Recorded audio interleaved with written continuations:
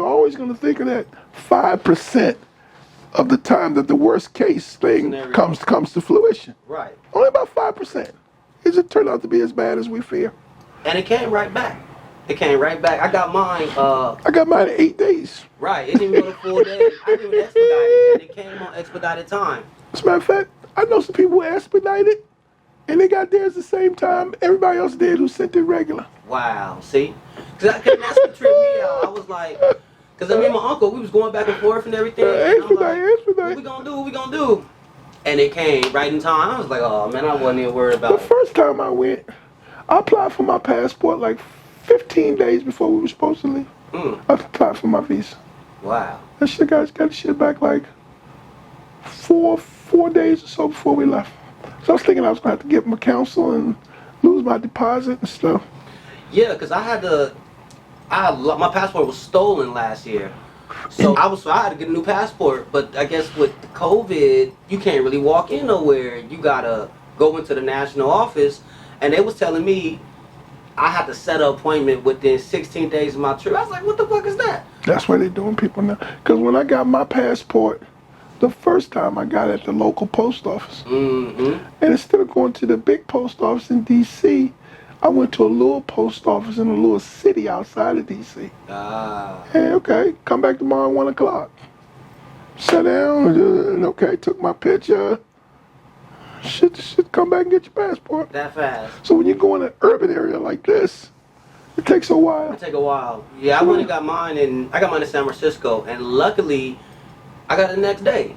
I came in and I'm like, so the first time I got it, y'all made me wait all these weeks for nothing. If you could just make this shit right here, pretty much. It's ridiculous. It's so I've learned to go to small city, like some city on the other side of those mountains, to their post office, who has passport services, and just do it there. And be A-okay. Because I'm not paying nobody $200. Because you got some of these companies will get that stuff for you. Yeah, I had a surcharge on it. Yeah. Same thing with the shots.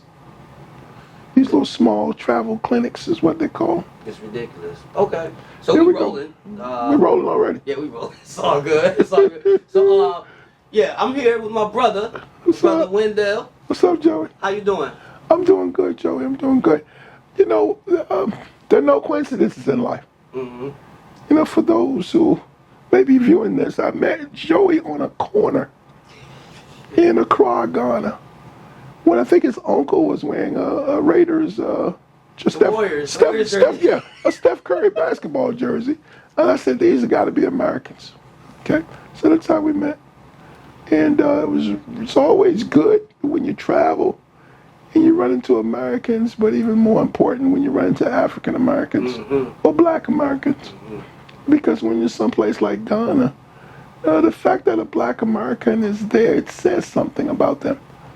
I don't know how much, but it says something about them and their relationship with the diaspora. Or they would be in Paris or London or on some beach in Florida or Jamaica in the Caribbean. I agree. And that's, yeah, because when we heard you and you was like, Curry, take that jacket. We turned around like, we know that's a Black man, right? Absolutely. But more importantly, a Black man from America. From the diaspora. So it's always good to meet people, because when we leave this country and go anywhere and we see another Black American, he's a homeboy. Although we live on opposite ends of the country, it's a homie. Yeah. And we here now. And we're here now. And so I'm a person who believes that the universe always puts me in a position of where I need to be or where I'm intended to be. And so I don't believe in coincidence, and I don't believe in serendipity. I believe that the universe puts me exactly where it wants me to be for the reason it wants me to be there. And it was probably one of the biggest changes in my life was I started to practice a modified version of The Secret. And I started to just devour everything that I could by like James Allen and people about positive thinking and the process that thought always precedes action. Always.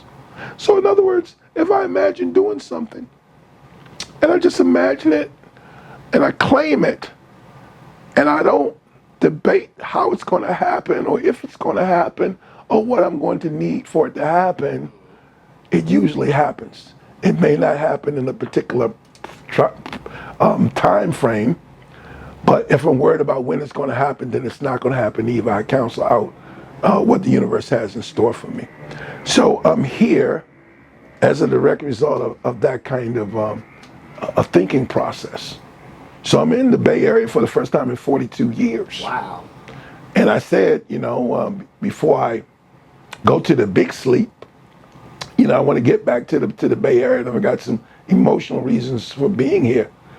But, I just believe today that there's so much power in thought process.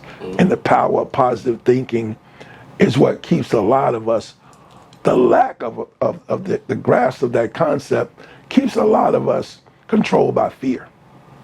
There are decisions that we make in life.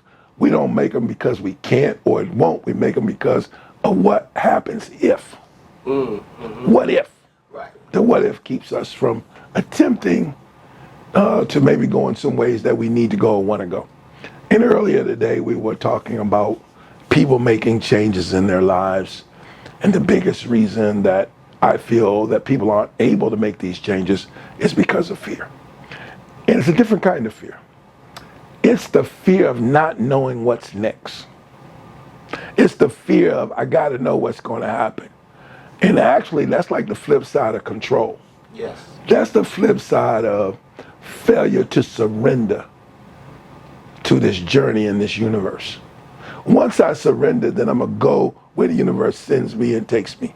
And all along that journey, the universe is going to have people like you standing on a corner to facilitate some of my upcoming moves and parts of my journey.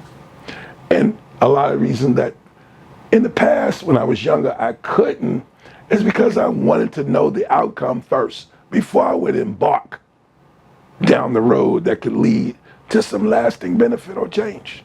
Right. It's like one of those award ceremonies. And the envelope, please. Said, I gotta get the envelope and peek in the envelope first to see if I'm a winner before I invest in going down that road. And that doesn't lead to true change. And we talked about it earlier today. Unless I'm willing to invest in myself, then it doesn't necessarily mean money. Right. It means time, emotion, Action. and action. Because a lot of things in this life in terms of changing and a change model, it all boils down to willingness. How willing am I, first of all, to try something different? And then lastly, how willing am I to be uncomfortable until that thing comes to fruition? And that's why we tend to quit 5 minutes before the miracle all throughout the change process. There's a poem that used to be my favorite poem. I used to recite it word for word. It's called Don't Quit. Okay. And it has one part, one stanza that says, we might never know what would have happened if we would have struck another blow. So when your heart is hit, rest you must, but don't you quit. And when you find and you look at people and doing this work, one of the common threads is real accomplished quitters. Ready to throw up both my hands. Ain't gonna happen, can't do it. Right. And so all of these things, you were talking about obstacles a little bit before the camera went live. And all obstacles do, Joey, is they develop character, and it gives us a surprising sense of what we can accomplish. Right. A stumbling block is an opportunity. I'm gonna even learn to climb that stumbling block, or I'm gonna learn to walk around that stumbling block. A stumbling block should not impede my progress toward a goal. Right. It should make me learn something about myself and develop some new skills and strategies. Problem solving. Absolutely. Critical thinking. As you said earlier, critical thinking. Critical thinking. Because not to cut you, when we run into a problem, we can't just stop and surrender right there. And then when you get past it, get through it, get over it, around it, you be like, damn, I did that. But more importantly, you learn something. Mm-hmm. I didn't know I could do that. Right. Not only did I do it, but I didn't know I could do it. And then what I learned. You know, we were talking earlier today about clients who experience just failure. Mm-hmm. And it's not a waste if case managers and workers can sit down with them and unpack it, and let's figure out how you keep getting this same result. And I can simply tell you it's because they keep doing the same thing without modifying it based on what just happened. Right. You know, at some point, if I'm jaywalking a lot and I keep getting hit by cars, see, my problem is not the cars hitting me. My problem is I keep jaywalking. And if I jaywalk enough, I'm gonna like jaywalking. I'm gonna like the thrill of jumping in between the cars and not getting hit. But when I start to get hit, I need to say, wait a minute, if I don't jaywalk, I won't get hit. It's like what we say in recovery, if I don't drink, I won't get drunk. Right. If I don't get drunk, I got a chance to keep my job, keep my family, keep my significant other, stay out of jail, and more importantly, I might have a chance to hold on to some housing, even if somebody gives it to me. So that's what I'm talking about with my own efforts. At what point does my outcome be determined by or affected by my effort or lack of effort? We're just simply talking about any change model, change in anything. Give you an example. There's a term called character defect, and there's another term called shortcoming. Okay. Now, a shortcoming is, I know I need tires. I've been needing tires for months. Then I have a flat. I put the donut on. 2 months later, I'm still driving on the donut. That's a character defect. Because now I've adjusted and made it part of my way I'm doing things. Normal. A new normal. Yes, a new normal. And the most sensible thing would be get a set of tires. Or at least replace the one tire. And that's what we do psychologically and emotionally. We ride around on the donut without getting to the crust of the problem. We were talking earlier today with one of my mentors about homelessness and how we think we can fix it by giving everybody a house. Right. I like that. There's some people in this country who believe, and some of my colleagues and some of my closest friends that I hold dear, they believe housing is a right. It's a right. Like life, liberty, and the pursuit of happiness, it's a right. So when we examine that, I say to myself, if it's a right, when did they get the house? Did they get it at birth? Did they get it at 16? Did they get it at 21? Did they get a house when they graduate from college? Right. Did they get a house when they have kids and they're married? So if housing is a right, when do we give them the house? Where's the house? Where's the house? So I believe that access to housing is a right. I agree. Something totally different. Everybody should have unencumbered access to housing. But I can't make it a right because housing involves someone's personal participation and effort. And what we're doing is we're creating a whole group of people with the expectations now that housing is going to be given to them for whatever reason they believe they should get it. And so right now, we're in the process of trying to get Congress to give us more money for vouchers. I think the last go around we had, I want to say something like $5 or $6 billion of money towards vouchers. And some of my colleagues and people that you've met so far today, they believe that number needs to be increased by another couple $1 billion. Wow. To have more vouchers. So what we've done is we've taken the incentive for personal involvement and better decision making out of the equation. And so now people are just waiting to get their housing. Almost as if the way people wait for their income tax return. Right. And you know, the question with that, that's a great point, let me say that. What are they going to do with the house? And I think that's some of the questions that's missing in those conversations. Let me tell you what happens most of the time. Here we go.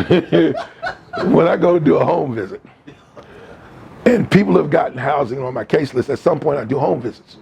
In the beginning, it's quite frequently, once a week. As time goes by, less frequently. But I still check in. Yeah. And I don't let them know I'm coming, but maybe 10 to 15 minutes, look, I'm around the corner from your house, man, I'm gonna stop by. That's all they get. And when you come in, a lot of times, they don't even answer the door. Somebody else answers the door. And somebody says, oh, you looking for Joey? Oh, he's around the corner by the car wash. And all kind of illicit activities going on in the apartment because I can see it, right? So now Joey has lost control of his apartment. So it won't be too much longer before he's put out of there, either by the neighbors complaining or some laws being broken or the police intervening in a legal way to put pressure on him to moderate whatever's going on. And then finally, he usually gets evicted or he walks away excuse me, from the apartment because he loses control of his own place. I see that happening too frequently to dismiss it, especially with people that are mentally challenged or emotionally challenged, because they lack the ability, in my opinion, and everything I say is my opinion. It's not precisely any mathematical degree, and there's no research to support my opinion. It's just my opinion. Okay.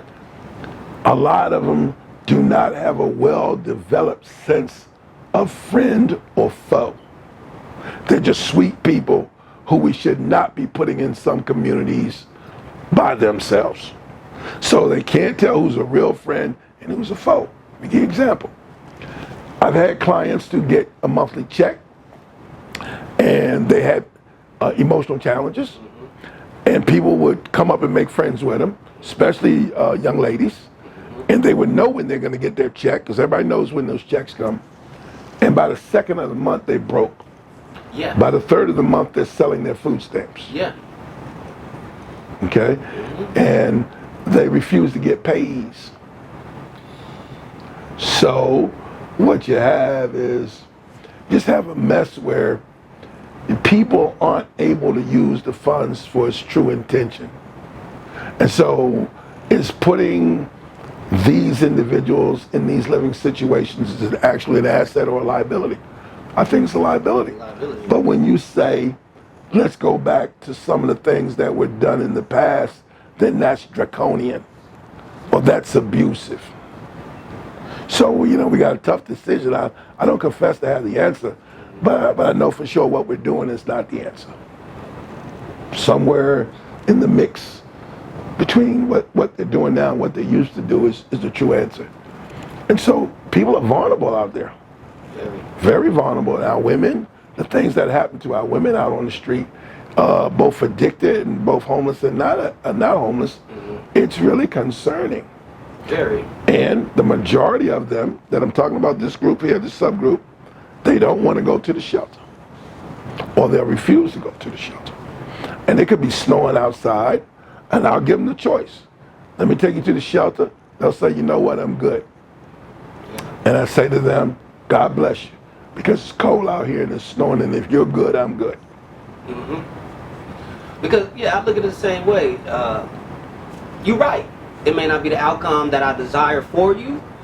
However, if that's the outcome you desire for yourself at the moment, I'm going to let you have that. It's humbling to see people in a situation that you know that there's a good chance it's not going to be a good ending.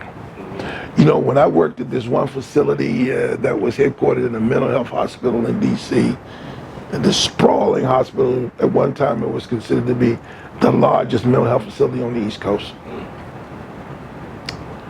I had 13 clients die within a year. 13 of my clients. I'm talking about of the facility. 13 of my clients died within a year. And it's disheartening. But when you know that you don't have the power to save them, that my job is just to give it to them, and if they choose to pick up these simple tools, then great for them. But I cannot make them pick up the tools. In other words, it's not my job to take them to water and make them drink. Right.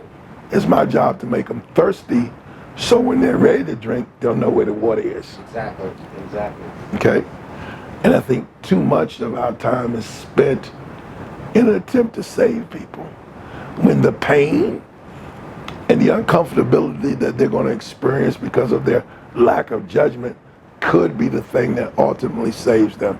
Like our example from earlier today of the shelter closing at 5, person gets there at 7 and he gets put out.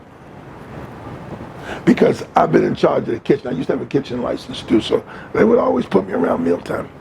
And so kitchen closes at 7:30. Person comes in 8:30, say they're hungry. I have another staff member say, Mr. Williams, will you feed Joey? I said, no. Joey's been here long enough. He knows what time dinner is. So when I feed you, what's the lesson that's teaching you? I think not eating tonight will get you more aware of 7:30 tomorrow.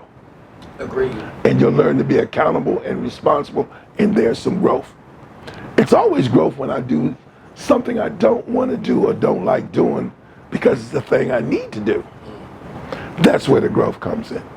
And when we deal with our population, they're so used to having something to blame it on or somebody to blame it on. See, and I tell my friend that you met downstairs the same thing. I understand the system is effed up. Yeah. Okay? We're not gonna argue that point. System is stacked against you. System is effed up. System is prejudiced. The system is biased and all that. I understand all that. But each and every one of us, if we want to recover from whatever it is, homelessness, alcohol, drug addiction, gambling, mental health, we've got to run our best race. At the end of the day. At the end of the day. When the whistle blows, we got to run with all our might, with all the effort we can put into it. That's the only way we're going to make a difference, or we can stay where we are and continue to suffer. There's a professor from University of Missouri, he did this study a long time ago. I've seen it posted on Facebook before. He lines all his students across the goal line on the football field. He says if you grew up in your own house, move up 10 yards. If you grew up with both of your parents, move up another 10 yards. If both of your parents are college graduates, move up 5 yards. If one of your parents are college graduates, move up 2 yards. And he went on and on with the benefits and advantages in life until a good number of the students were already at the 50-yard line. Then he puts $200 on the ground at the other goal line. And he says, when I blow this whistle, whoever gets to the money first is theirs. Now, the thing to watch in this experiment is, watch the guys who started in the end zone. They didn't have any of the advantages that he was calling out. Most of them had passed the 50-yard line, people, by the time you got to the other 30. Running their ass. Why? Because they had to run hard. There is no bigger reason to succeed than the fact that you can't afford to fail. Just can't. You know, it's like walking a tightrope in a circus or something. You practice with a net, but when you do the performance, there is no net. You can walk. and you know, it's profound because that's really the solution as into what we were just talking about. You're going to have to run. And kind of with the conversation we was having earlier with the brother, which my gripe is with the work now is we just make people victims for life. And it's this is against me, this is how it's going to be. But you can get out of that. You don't have to accept that. And I think that, for me, professionally, that's the pushback I get because, especially with all the political stuff going on these past few years, well, it's just, they're marginalized and they're just, I'm like, it's in vogue today, Joey. You know, people have been recovering from drug addiction, alcoholism, mental health, and homelessness for as long as the diagnoses have been around. And I can simply tell you the same thing that worked 60 years ago works today. Right. Still comes down to what am I going to do or what am I willing to do and how uncomfortable am I willing to be for how long a period determines if I'm going to hang in there. See, you know, there's an old saying that says, many are called, but few are chosen. And I have to make myself chosen. You know, I can remember going to a rehab and the people saying, it was a lot, we think like 85 people in this rehab, community rehab, and they say, only 10% of y'all are gonna make it. Yeah. And so what I did was I looked around to see who the other guy was gonna be. I claimed my spot. That's right. I look around and say, I wonder who else is going to make it. That's what we're not getting now. We're getting, in this era, everybody, if they don't make it or don't succeed or don't get what they want, it's because somebody else or the system did it or they did it. Right. And I'm still trying to figure out who they are.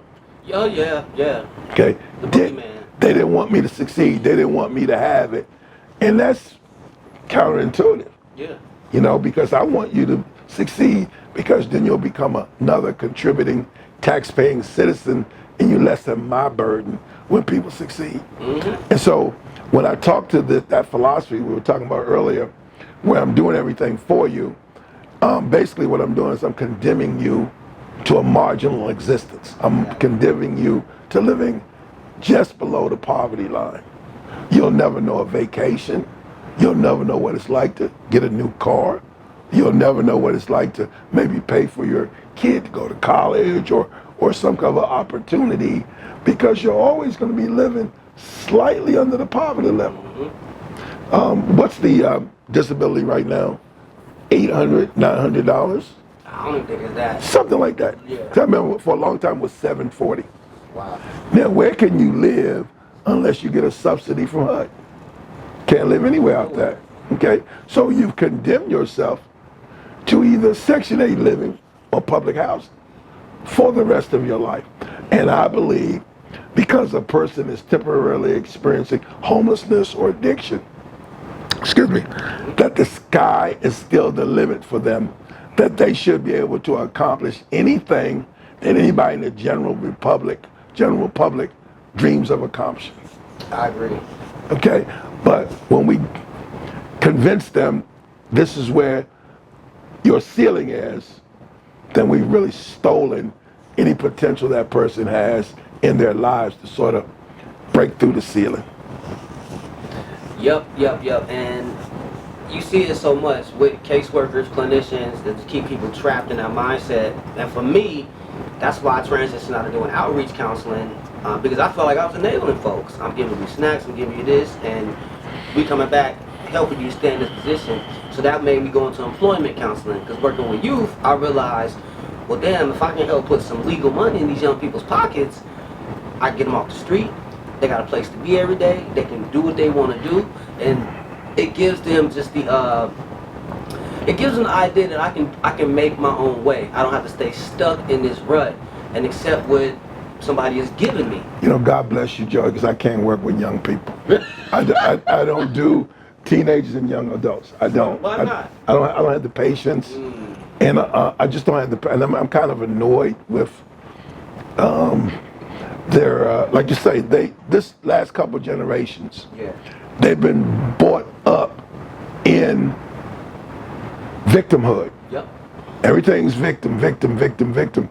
And what I try to get my older clients who think the same way to understand is the growth doesn't happen until you take accountability for your situation. See, we keep treating some of these issues like it's a virus. Like I was on the elevator with somebody, they cough, and I became an addict, or I became homeless. Right. So I caught something from you, and I never own it and say, my life screwed up because I made the wrong choices over and over and over. Okay? Until they can make that admission, they won't get any traction in a true, stable recovery from any of those things. Drug addiction, alcohol, mental health, or housing issues. Until they accept what's theirs. Yeah, I agree. And earlier today, he been dealing with alcoholism as a teenager. Said he wanted to quit. Even I was sitting in the car with him last year. He was like, well, I'm gonna go to the area. I want to go to therapy. And I'm like, go to therapy for what? Well, I want to get help. You know your problem. You sitting here articulating your problem. And I told him, you can go to AA tonight. Oh, I'm gonna go Thursday. I want to go. No, you go tonight, bro. So, and as soon as he says Thursday, then I cut it off. ain't going. I cut the conversation off. You know how many people I say, well, you know you need to go to treatment. Okay, Mr. Williams, I'm ready to go. See, they just had something catastrophic happen. So they're now all emotional. They're crying when I drive up. They're crying. I can't take no more of this shit, Mr. Williams. I'm done. Right. I said, well, let me make a call. Okay. And I got off the phone and said, all right, let's go. What do you mean, let's go? Oh, let's go, man. Let's go. I got a spot for you. Well, you know, Mr. Williams, is it possible I can go Monday? I'll be ready to go by Monday. I said, no, it's not like that. It's a one-time deal. Right. It's right now. We don't know what the bid census is going to be on Monday. Right. And so that's usually the response you'll get from people who are real emotional. What I see when people come to me and they're really ready for change, there's not going to be all that emotion. There ain't going to be all that crying and boo-hooing and screaming. They're going to have a determined look on their face. And that look's going to say, I'm fed up with myself. I'm fed up with what I'm doing to myself. I'm fed up with the results that I'm getting from my choices. Because when you have to keep saying to yourself, how the fuck did I get here again? See, it's one thing to say, how did I get here? God deliver us. Oh my God, how did I get here? But when my narrative is, how did I get here again and again and again?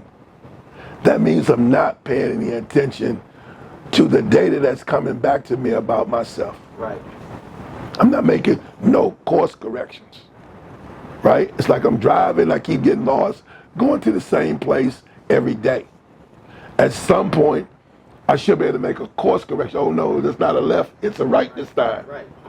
They're not even doing that. And I think that's the kind of like what the brother saying this earlier. We don't ask people, what got you here? What got you to walk into the door? What brought you here today? And like when I worked at the engagement center with the young people, I be telling them like, yo, bro, what are you doing? I don't know. Oh, I'm just hanging out. So you come here every day when there's resources downstairs, it's all this, and you come here to play dominoes. What's the motivation?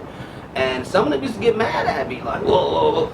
I'm like, bro, because here. They get mad at you because you're not the model of a case manager or a social worker they're used to.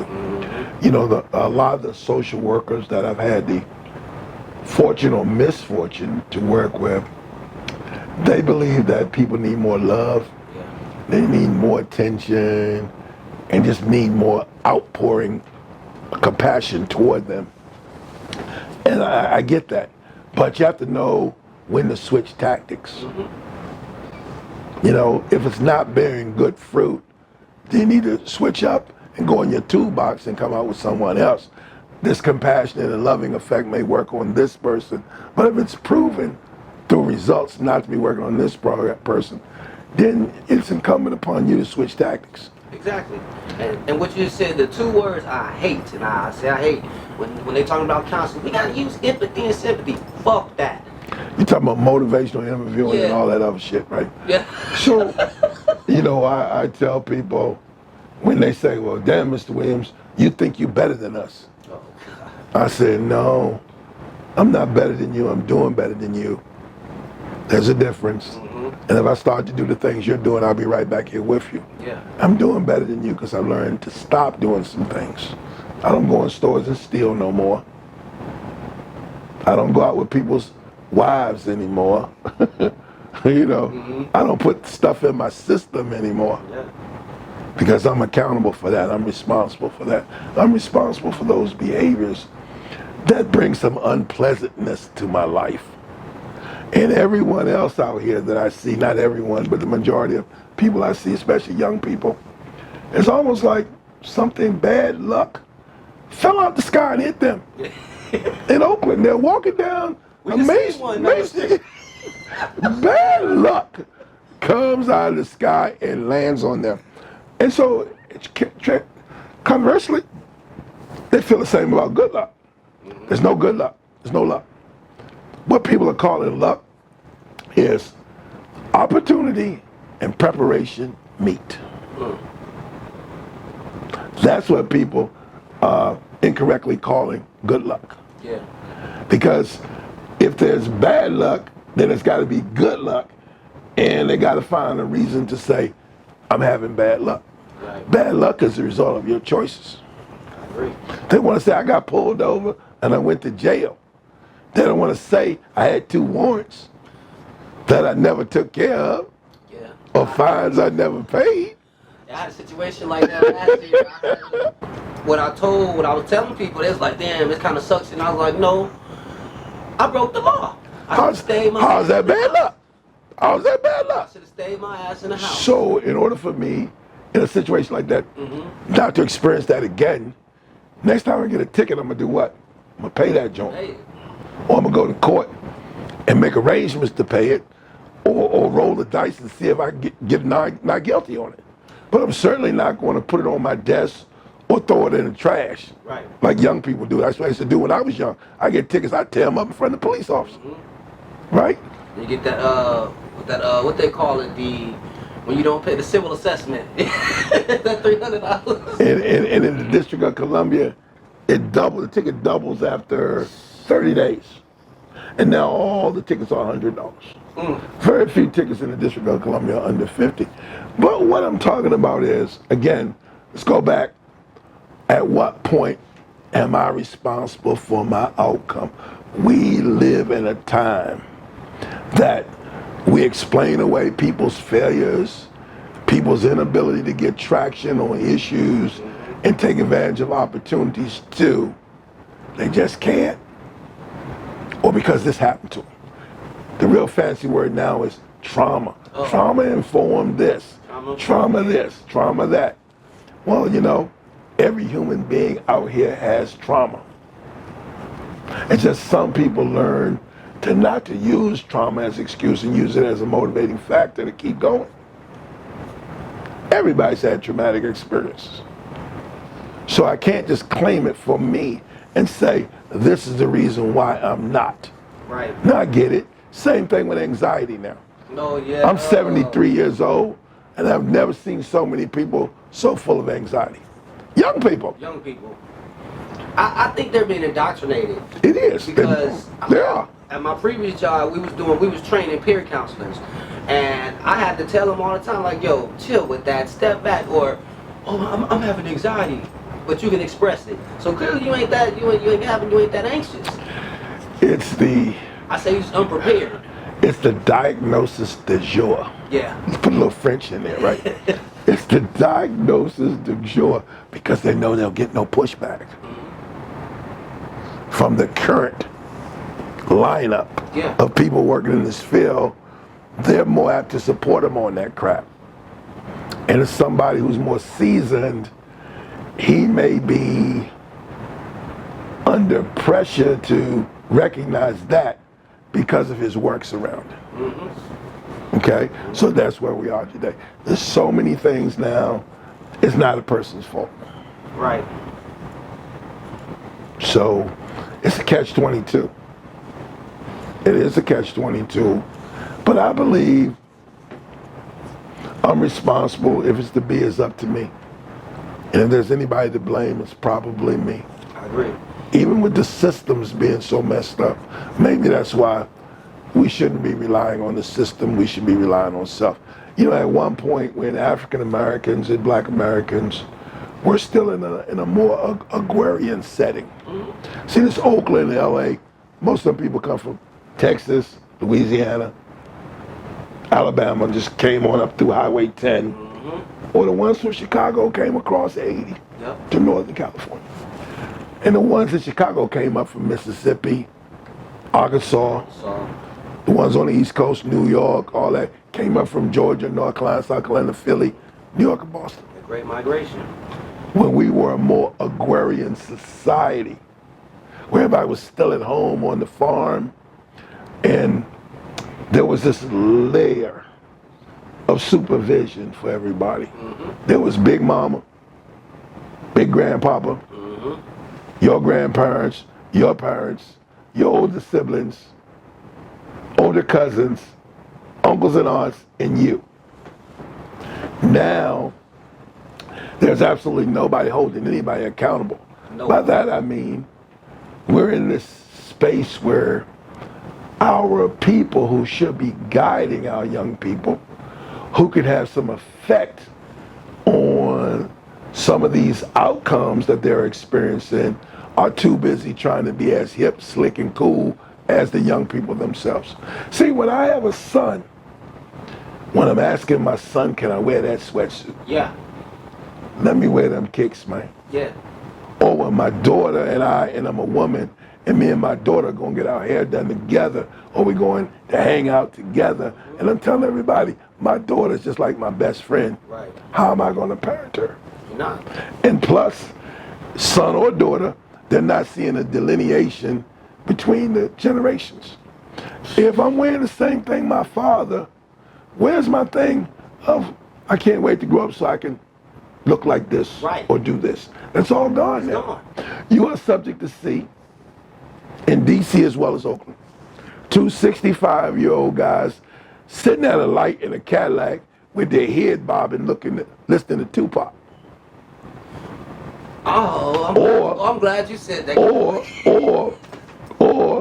two 65-year-old guys coming out of Foot Locker with multiple Nike bags and Adidas bags. And a baseball cap. With sneakers.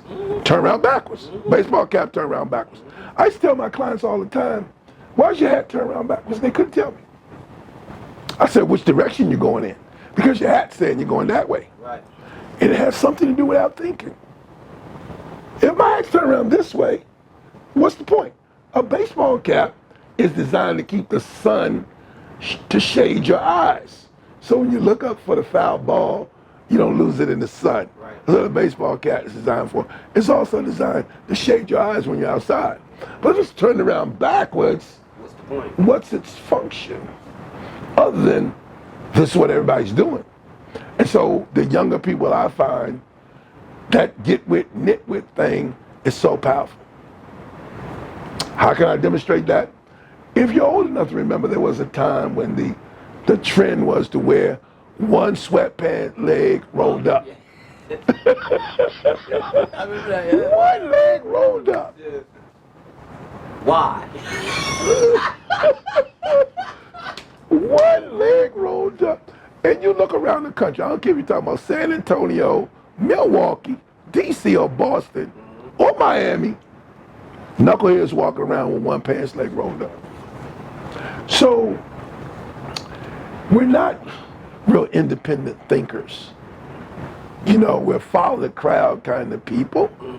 And so our young people are simply following the crowd. Everybody else is doing it, I'm doing it. And so, if everybody else is blaming, then I'm blaming too. Right. And I'm a single mom. That's the one that gets me. I come from a single parent family. There are many accomplished people in this world who come from single family parents. You know, the guy we were talking about earlier today, I usually point out to young black people, Barack Obama only saw his father twice. Single parent family. Okay? So that's an explanation, but it's not an excuse. Right. It's a difference between an explanation and an excuse. The explanation says, this is why it's been more difficult for me. This is why it's been harder for me. This is why it's taken me longer. Right. So you're talking to somebody who took 7 years to get out of undergrad. So I get it, right? That's explanation. Right. Not excuse to quit. Exactly. And I had a battle. I had a battle with my old manager. He's a clinician because he fucked up on the job, and he was using an excuse, and he trying to tell me email, it's an explanation. I'm like, no, bro, that's an excuse. Because if you want to explain the reasoning, you explain this is what happened, this is what's gonna happen in the future. But you making excuses for why something didn't go this certain way, and this is why, and I just gotta. Well, here's another look at explanation and excuse. Excuse, I want to get out of jail free card. I want you to just give me this one. A mulligan, as the golfers say. Right? Explanation, willing to take responsibility, but I need you to know this is how it happened. Right. Big difference. Big difference. Big difference. Because you blaming me, that sounds like an excuse. Or the system, or get this, the white man. Or the white man. That's the main one, the white man. No, I understand. Hey, the white man does have blame coming. Right. But even so, I still got to do what I got to do. Right. I got to do what I got to do in spite of the white man. That's what makes us stronger, and that what gives us the resiliency and the ability to be real resourceful that most of us don't even recognize yet. Because our whole existence in America, we've had to adjust. Yeah. We've had to adjust. You know what my mother used to say? Well, black men got to be twice as smart, work twice as hard. That's no lie. It's no lie. And that's why I'm all about working together with brothers at this point. Work smart, not hard. Exactly. And if we work collectively, we don't have to work as hard. Exactly. And we all producing for each other. So it's a group benefit, and I agree fully again. And you know, in our field, it's just that we have so many. You used the word earlier in our conversation. I don't know if it was on tape about liberals. Oh, yeah, liberals. And I feel that liberal thinking, if not liberals themselves, that is now permeating through our field. Yeah. Oh my God. It's why we're in trouble. Yeah. That's why we're in trouble. And I would say, as an ethnic group, it is a big ass. It is crippling us. Absolutely. It is crippling us. And Absolutely. as I was saying earlier, that victim mindset, it keeps us right there. Especially like when Black Lives Matters came in, and I had to tell people at work, like, I don't really agree with that. Like we saying with Candace Owens, I'm on this side.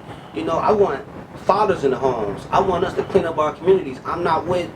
I love rap music. I love hip hop, but that ain't my life. It don't dictate my life. There's a book called My Life in Radio, or my 40 years in radio, or my 40 years in broadcasting, by a gentleman by the name of Paul Porter. Okay. He was, at one time, he was a very renowned and popular DJ in the Washington, D.C. area. But his background is he went to Northeastern University, and he started in student radio about the same time I did in the early 70s. And he began to climb up the career ladder, and he went to work for BET and some of the early broadcast entities owned by Black Americans. And he has a timeline in his book where he overlaps some of the negative things that have happened to us as a people, especially our young people, with the decision to play the videos, because the music industry changed. When I came up, excuse me, if you wanted to break new music, you paid somebody to play it on the radio. Right. Okay, let's make no doubt about it, because I spent 21 years in that field. You got to pay somebody to get that new song on the radio, unless you're Michael Jackson or somebody, right? You're paying somebody to play that song. So the music industry went from an auditory or audio sound to a visual image. Right. They used to sell music on what's being heard out the speakers. And then at one point, they discovered they could sell more music with an image, i.e. music videos. Initially, MTV, VH1 refused to play that genre because the videos were lewd and lascivious. And then Luke, I like Luke, but he went to court and he won his case. Yes. Okay? Luke. But still, these people wouldn't play it. And so the black broadcasters, especially BET and Robert Johnson, Paul Porter is very clear in that decision. The programmers across the country were in agreement that this filth should be played on the airways where young, impressionable black people would get oversaturated with it. But the record companies were so desperate to move this product through this new approach, videos, that MTV's not playing it, VH1's not playing it, so there was a lot of pressure on BET to play it. Now, the initial programs at BET said no. They saw it.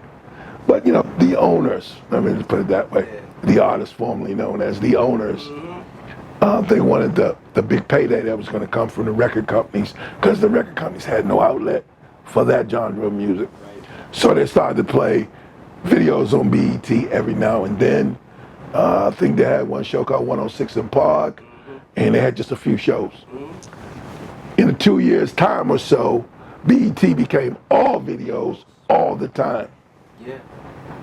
And all of the videos were in the form of pop that coochie. Okay? So now you have a whole generation of children who grew up on this because as parents, we let the TV babysit our kids. Right. Right? Right. So you got 6-year-olds can sing all the words to a lewd and lascivious song as she gyrates her body in a sexually suggestive manner. By the time they're 8, they know all the words to everything, but can't do their ABCs in school, or write, or do small mathematic computations in school. Right. But they can tell you every song and every word to every song because they've set them in front of the TV. Now, granted, some people are setting their kids down with Sesame Street and stuff like that, Right. but the majority of our kids, especially as the income is lower, Yep. the increase in television is higher. The increase in education, TV viewership, lower. Okay? So now our kids have seen generations of this stuff as a babysitting aid or tool Right. in some homes. So the behavior that they see, they mimic. I call the people today, the young kid, I call them baby niggas. That's right. That's They what mimic look it. like. And so when they see 50 cents or LeBron James with a full sleeve, they want a full sleeve. If they see so-and-so with tattoos on their face, they want tattoos on their face. And so what they don't see is like we were talking about earlier today, how that makes it difficult for you as an employment specialist or a case manager to get them entree to certain opportunities for forward movement because how they're going to be perceived. It may not be right, but it's human nature Yeah. to say he's a gangbanger because he got all this ink, or he's a prisoner, Right. a convict. Okay, we're human.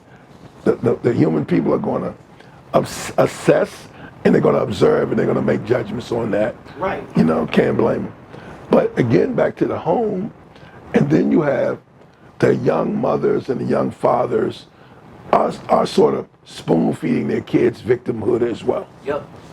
So they grow up around this thought that someone's holding me back or I'm being denied something. So it is no wonder by the time they get to us when their life's in turmoil and we're trying to help them, that they cannot look at any of the responsibility they have or what part they played in it.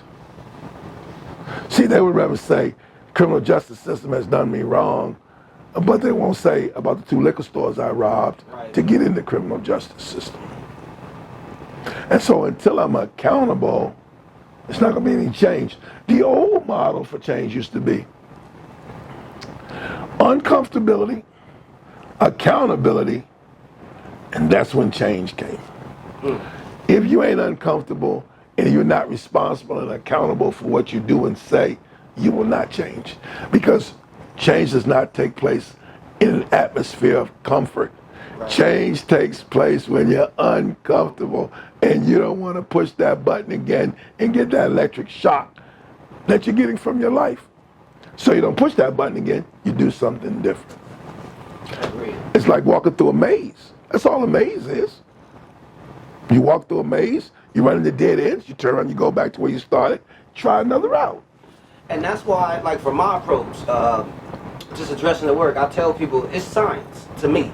It's really, as you just explained, what I want to tell you, it's the scientific method.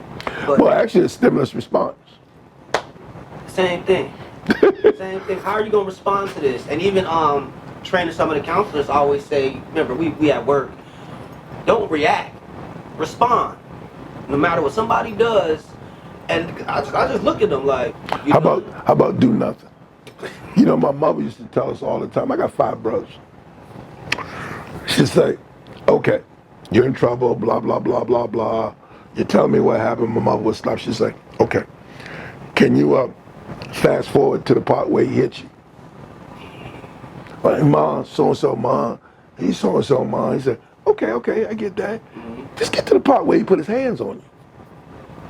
And if I couldn't get to that part where the person put their hands on me that my mother was going to give me just as good a whipping as my father. As a matter of fact, I prefer that my father whipped me than my mother. And I know in today's world, getting a whipping or getting a spanking is not something people want to talk about. Right. But I think the lack of that is why we have what we have. When we decide in the beginning, I'm not going to discipline my child in a physical way, children are smart enough to know that. I remember the first time I told my daughter, she must have been about 3, you keep that up, I'm going to spank you. She said, Dad, you're not going to spank me. Wow. She said it. And meant it. Yeah. And when I did, the first time she was shocked, and I didn't have to do it too many times after that. Because the threat of it now works. Yes. Because they know it can happen.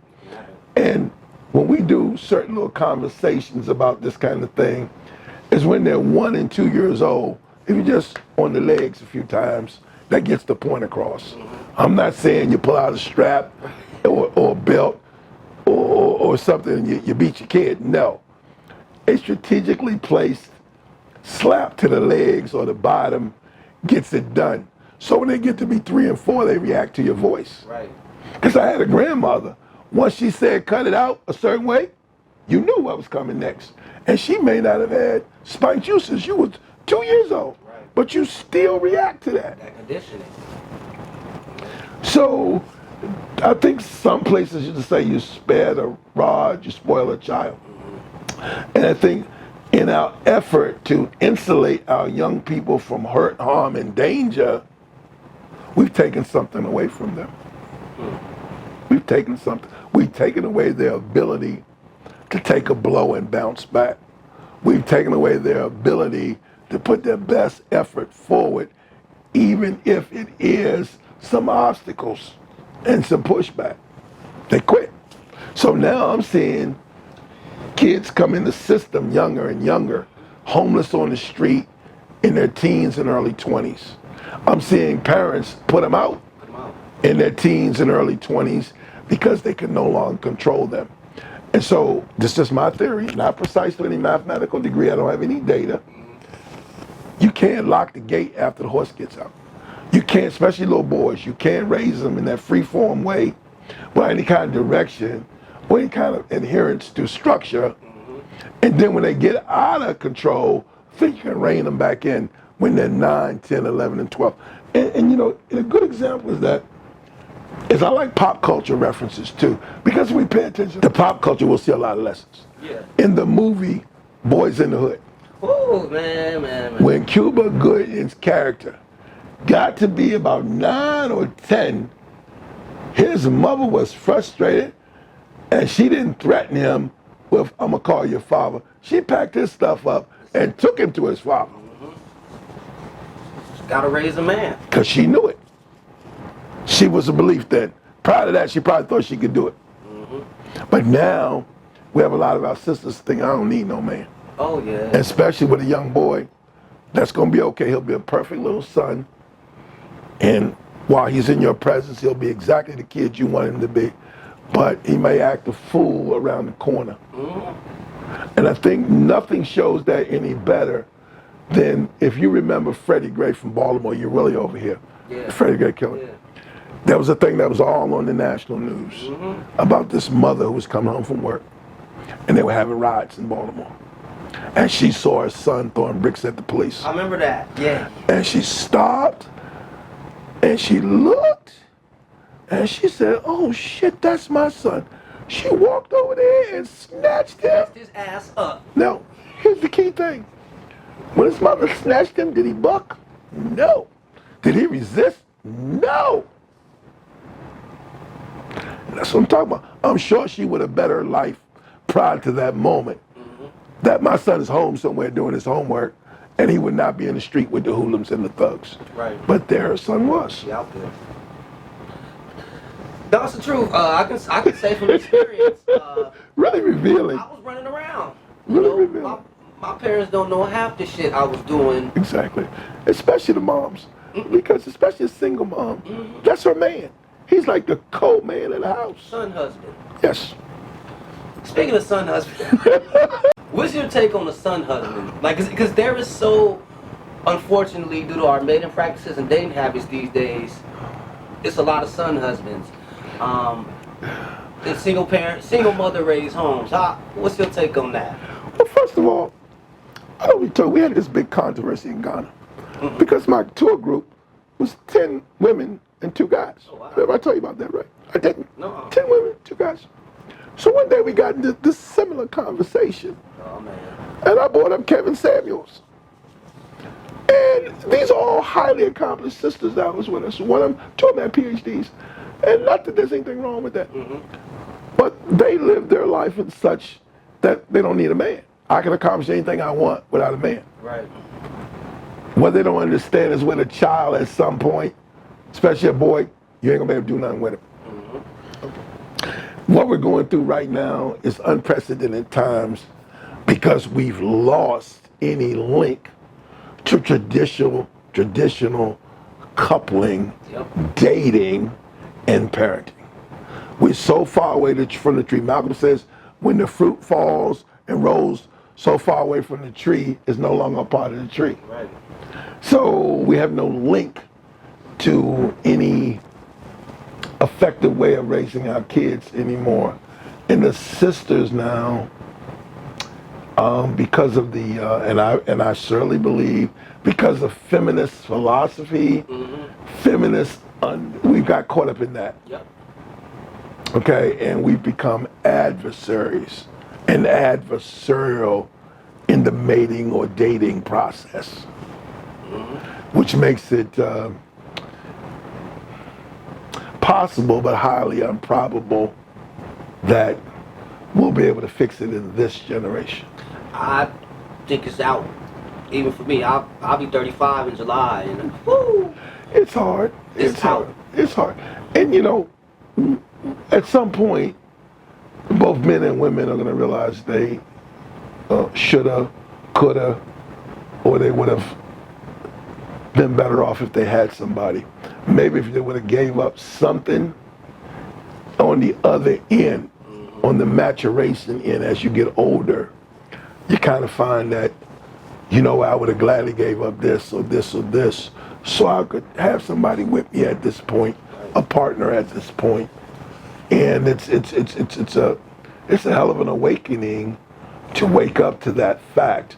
And I think a lot of it has to do with this uncompromising stance that both men and women take. I focus on men. Of course, I focus on women. Women gonna fall in line. If the man got everything proper, they gonna have to fall in line. However, it's not enough of us in high numbers that are in alignment. You know, my main man, Dr. Umar Johnson, Woo. and Kevin Samuels, the late Kevin Samuels, would say it all the time. There's enough regular, average guys out here, black guys, for every woman that feels like she doesn't have anything. It's not the issue. We as men, we like a sister. We don't care if she work at McDonald's. Right. We got her. So now we have this generation of women where they have this expectation of what the guy got to have and what he's got to be. Especially university educated women. Oh yeah. Their buzzword, their key word is what he bring to the table. What he bring to the table. Now, all they really need for the guy is to be able to pay his own car note, buy his own clothes, put his own gas in the car, save his own money. That's all they really need. Exactly. Someone who's not going to be taxing them like a child. That's not good enough for them. Oh no. They want this, what did Kevin Samuels call them? High value or high quality. Because man, and you know, I used to tell some of my friends from college, females, I used to say, you know, it's not enough of us walking around carrying a briefcase, wearing a suit every day. It ain't enough of them. And those who are doing that, they know they're in demand. So those are the real players and dogs right there. The ones with the briefcase and the suits. It's the guy that's driving for Bart or working in a blue collar manner. That's your stable guy. He's not going to give it all up and move to Arizona on a whim. And leave you and your kids. Right. Because it's not in his nature because of the way he lives his life and had to live his hard life. He has demonstrated that he knows how to commit. Because he's on a career track job, that the payoff for him is him being there 40, 30, 20 years. So I already know he can commit to something. But the issue that I see too, so again, it's all my opinion, there's no data. We don't stick and stay no more. You know, my parents were married 40-some years, and they got divorced. But they were married 40-some years. When my parents divorced, I was 30-something, late 40s, late 30s. And I was glad for them. I wanted them to be happy. Right. But it's all done. My mother went back to school, got a degree, got a master's. She going this way. My father was a lifetime employee of the Safeway stores. Not that there's anything wrong with that. They didn't have divergent interests. They had interests that went on separate tracks. Right. Okay? This is what people aren't getting. It's not going to be, it can't be all good all the time. Nothing is. It's impossible for it to be all good all the time. So what I'm hearing from people is just hit a bad stretch and they're gone. See, for the guys, and this is women are going to get upset with me on this, but for the guys, we think differently about for better or worse. For the females, it seems like that better or worse thing is more lifestyle. Yeah. What I'm accustomed to. You're still eating, right? Still got a car, still got clothes on your back, still sleeping in clean sheets. But it's better or worse. This is not what I'm accustomed to. So they tend, in my opinion, to want to take the hit. They tend to more roll out a whole lot quicker. Because Kevin Samuels used to always use this statistic too. 80% of the divorces in black families, it's the woman who files. Even breakups. It's the woman. It's the woman. Because your man usually gonna stay. I mean, we got our issues, but you know, sometimes as men we're immature, and it takes a minute for us to really straighten out. And I'm not saying chronologically. It takes us a minute to really straighten out and really grow up. But you know, we're all over the place. But you know, this all factors into homelessness and addiction and all that kind of stuff. Yeah. It does. And you know, people tend to have more problems when the home life is not stable. It's more stress. I'm not going to lie and say stress doesn't exist, but stress kind of makes or break you. Yeah.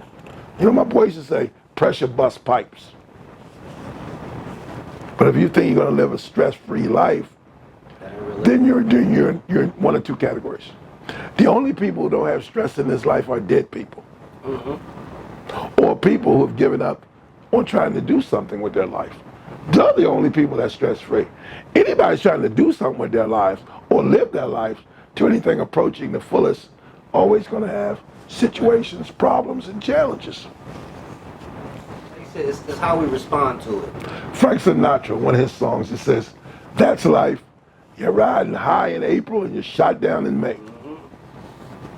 But you got to get back on top in June. We quit too fast. We quit on each other too fast. I agree. We're always ready to move to the next thing too fast. That's a prime example. It's like I said with my clients, when they fail, relapse, whatever you want to call it, I try to convey to them that there's nothing wrong with that. You're just trying to figure it out. There are a couple of different learning styles, and one of the learning styles is make mistakes, adjust to them, and go back out and choose better next time. And then some people learn just by listening to somebody else share what their experience is about, so they feel like I ain't got to go out and experience it myself. I just heard what it's like. Right. And then there's some people who just got to keep doing it themselves, even though it keeps turning out wrong. They don't make the adjustment. And those are the people that really need case management. Yeah. Because I told you today in the park, at the end, when my life changed and I made the big change in my life, I wanted to sue somebody. I wanted to get me a good lawyer and sue everybody that was involved in my case for not telling me that's all I had to do. And when I told somebody, they said, we've been telling you what to do for years. You just wasn't willing to do it. So what it's really about, it's all about willingness. It's willing to do something that may be counterintuitive. Some little lessons like get up every morning and straighten up your room and make up your bed before you come downstairs or go out. I had a counselor once used to come in my room and he used to say, look at your room. Look at your clothes and your shoes all over a room. Don't you know that's just like your life, emotionally and mentally? I said, damn, he might be on to something. And today, I do my personal items and my personal room the same way I did when I was in that long-term treatment program. I clean up on the same day. I keep the same routine. I get up pretty close to the same time I got up when I was in long-term treatment. Because when I went to treatment, it was more like Marine Corps boot camp. And if you didn't want to be here, they would tell you the door don't lock for the inside. Okay? Free to go. So every day you're free to go. Every day your willingness was being questioned, and you were the one who had to answer that question. And today, we kind of take the do no harm thing too far. Kind of take it a little too far because the client should be uncomfortable. So let me ask you this. What's your take on harm reduction? Harm reduction is killing people. It's killing people. It's something I don't sign on for. I don't do harm reduction. I don't do housing first because I rarely see it done right and I rarely see it being successful. If it was, I wouldn't be seeing the same people over and over. People I'm seeing second, third, fourth time. A lot of them had housing in the last 2 or 3 years, but yet they're back homeless, or they're back in the street, or they're back trying to get in treatment or something to essentially get the housing back. Right. Not to really work on the issue and straighten up that part of their life. They're motivated more so by getting housing again. And that goes towards that harm reduction approach that if I give them a house, they'll do what's necessary to get better. And that's not true. Because housing issues, and especially homelessness, we keep treating it like it's a virus.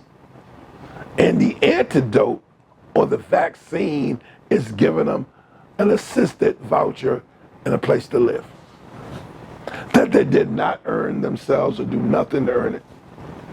I believe in helping people, not giving it to them. And I think that's where we go wrong with housing first and harm reduction. Now let me tell you what harm reduction is doing. I'm sure my colleagues here today will be able to give you a glowing litany of research and data that supports harm reduction strategy. But I'm a bottom line guy. So I want to cut to the chase and say to them, is homelessness increasing in this country? Is homelessness out of hand? And we just rolled through some areas of Oakland, let alone LA, let alone DC, where 3 blocks from the White House, we had a large homeless encampment just raided and broken down. Are drug overdoses increasing? Are the deaths from drug overdosing increasing? And these are all the areas which we mainly have been practicing harm reduction. Harm reduction, housing first strategy, one or both of them has been in existence and been practiced for the last 25 years. It is the nouveau approach now that everybody's coming out of school, recently being licensed in certain disciplines. It's what they embrace, it's what they've been taught by their professors and people like that who have never spent a day on the street. Not even spent a day on working with people who are on the street. Because the harm reduction strategy that they're talking about is more suitable for people who are homeless by acute conditions. It's very important. Listen to this.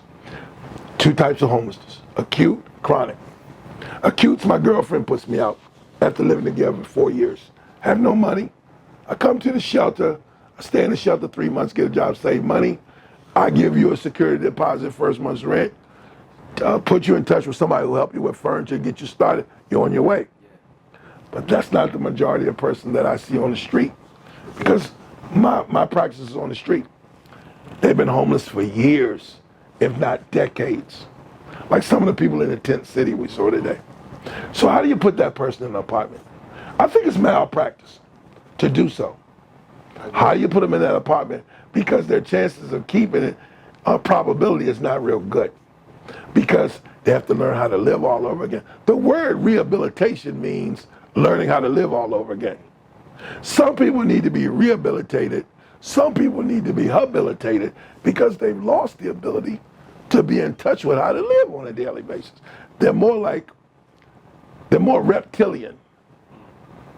Feed when I'm hungry, relieve myself, do whatever it is I do. But they've lost the ability to manage their own life. And for me to put them somewhere where there will be no oversight or no monitoring or no wraparound service, and I don't mean a case manager's coming once a week wraparound service. That's why my experience has been they do better in transitional situations with a 24-hour staff present. They will transition into having their own space, maybe their own room with a key. Right. Okay? But they maybe share the living room, kitchen with 5 or 6 other guys and a couple of bathrooms. And then when they want privacy, they have their own space. If they want to have company, it's at the approval of the rest of the guys in the suite with. The old model, and then now today's people think anything old school is ineffective. Right. And when you say old school, it doesn't work. No, those were the tried and true methods that allowed people to stabilize, learn some stuff, and slowly move them towards the independence of having their own place. Because there's nothing worse than putting a person who is suffering or dealing with some challenges in a place by themselves. Because the walls will do this. Close in. They'll close in. And if they're in any way embarrassed by not having this or not having that, they're going to be reluctant to invite people over. Right. But what they won't be reluctant to do is to invite people from their old life over. Party. Exactly. And that's how a lot of them lose their places. I've had all kind of crazy stuff happen. From the police coming in there and there was a gun in there, and this lady had a 1-year-old child. She lost her place. So it's like those strategies, I'm still waiting for them to work, other than them showing me some studies and research. I can only tell you what my experience is, boots on the ground, with the clients that I've worked for, with, say, over the last 9 years or so. It does not look good because I'm seeing the same people over and over and over. Had housing last year. I got one lady, she's had housing in January, and she had housing like September, October. And because of her behavior, she keeps being a liability to the other residents in the facility, and they keep putting her out. And so now, she was in a facility, we got her in a facility that's administered by an organization called Volunteers of America. Okay. They had to put her out and get a restraining order against her because she showed herself to be Volatile. well, it showed her to have poor impulse control or no impulse control to the point that where it was dangerous and threatening to the safety of other residents. So now she's stuck. She's stuck. Back on the street. She can't go to some of the shelters that we have because she's been put out permanently. Now, do I believe people should get put out of shelters permanently? No, I don't. I do believe there should be an exit ramp to return to shelter. But in order for me to staff you to return to shelter, I gotta see something. You gotta give me something. Mr. Williams, I had an epiphany. It's my fault. I know I messed up. My bad. Anything like that I can work with. I can go advocate for. Or I just went to treatment and I took a look at myself. Or I just been to detox. I ain't had a drink in a month or something. I can go with somebody and say, hey, can we restaff? Seems to be on this road to a different direction now. and he could really use this opportunity. But we advocate strongly for people, but they got to give us something. I can't go and sit down in front of in a facility that you just showed your ass in and threaten the staff and all kind of stuff and say let him back in. Let him back in. Why? Why? Look, can you show us? So that's the difference. And right now it's like clients can do no wrong. All of their behavior is excusable. Yeah. Like today, when my colleague said, Oh, yeah. suppose he gets home at 7 and the curfew is at 5. What would you do? I'd put him out. There's no, I don't even hesitate on that. You gotta have structure. You gotta have structure. And people will adjust to the structure. Exactly. They will adjust to it. Because I think, as you said earlier, the world's not gonna bend for your issue, your barrier. You're gonna have to bend it for you. And again, other people in here, and that's why I had to tell them the same thing you were saying. Well, if I let you slide, now I'm being questioned with 20 other people. This is how it's gonna go. I'm supposed to be in about 5 and I come in at 8 and you let me go. Then it happens again. Then now I'm gonna start planning to come at 8. Mm-hmm. That's gonna now be my plan. Mm-hmm. My plan's not gonna be 5, my plan's gonna be 8. And it's like when people would tell me, well, group starts at 7, Mr. Williams, but isn't there a grace period? Right. I'm like, dude, it's 7:30. With grace period, what, 10 minutes? And I don't give grace periods? I believe you're supposed to be there 5 minutes early, right? Get in your seat, and if you come to my group late, I don't give you credit for the group. And if you're on parole, probation, trying not to go to jail, you gotta get a paper signed. I'm not signing your paper. Because we need them to know this is your freedom. Right. This is important. And if it ain't important to you, it's not important to me. So what motivated you to get in this work? I had fucked up so much. I can't ask you, can I say that? I just said it. I just said it. Yeah. I had fucked up. I spent 21 years in broadcasting. And it had gotten so bad, not in terms of my work. I was highly touted as in what I did, but some of my personal stuff had become not public notice, but notice within my field. So I remember going to this interview. I was working in Norfolk, Virginia market, and I just got fired because my station had sent me to treatment once again. And when I came back, the new general manager asked me what was my plans for aftercare. Aftercare? What do you mean aftercare? I'm not doing aftercare. And so we got into a thing. And so she says, that's it. It's over. Don't say another word. And so I called her an asshole. And so when some other people could overhear us going back and forth, she again gave me an out. Wendell, just let it go. Don't say nothing else. Now, of course, when she said don't say another word, I had to do what? I had to say something else. Right. She fired me right there on the spot. Damn. Started crying. I can't let you do this in front of the other staff people. Can't do this. She fired me, got on the phone to get me another job. Wow. So the issue wasn't my work. But when I started to interview in other places in that particular market, I remember going to Channel 50, and I was interviewing with the general manager, and he says, good to see you, Wendell. Look, we know you can do the work, okay? What about the cocaine? This is a job interview. Wow. So it was common knowledge amongst my colleagues that not only did I have a drug problem, but they knew my drug of choice. It was because during those days there was no HIPAA. So when you went to treatment, whoever the business manager was or office manager did the insurance paperwork. Right. And all that came through your office manager. She probably blabbed. They blabbed. They blabbed. There was always rumor and innuendo. But this man asked me first question right out the gate after telling me, we know you can do the work. What about the cocaine? So that was what I started to get as I tried to stay in a field. And it took me a minute to see that being in that field was the reason I had a lot of difficulties I've had. It's very lonely.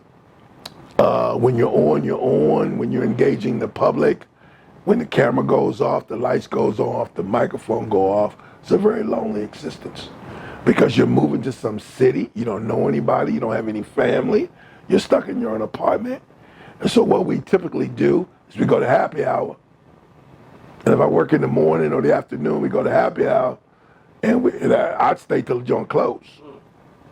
And back in those days, happy hour was 2 drinks for 1. Okay. That's before all the lawsuits. Yeah. So we'd go to happy hour, and I would justify it by saying they have good food there. Because I tend to go to hotel happy hours where they have a chef. It's really good food, right? So I don't have to cook. Because I'm a single man in another town. Right. And I can go here, eat, get my drink on. And then I started to drink before I went to happy hour. I had to get my head right to go to happy hour. Right. And so, you know, I just found myself having to take a look at, damn, I'll never go back to what I love.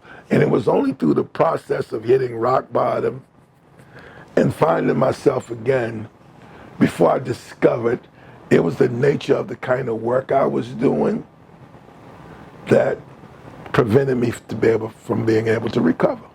Because I worked in hard rock radio. I was one of the few black Americans who was doing the kind of rock radio I was doing.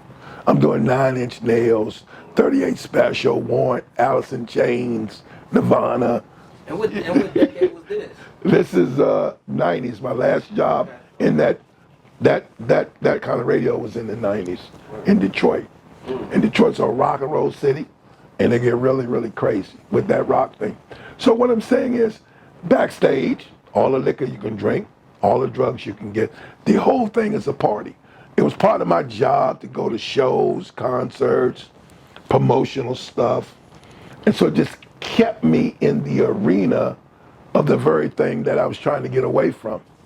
And so logically you think, I should be able to go do this without participating or indulging in this. Right.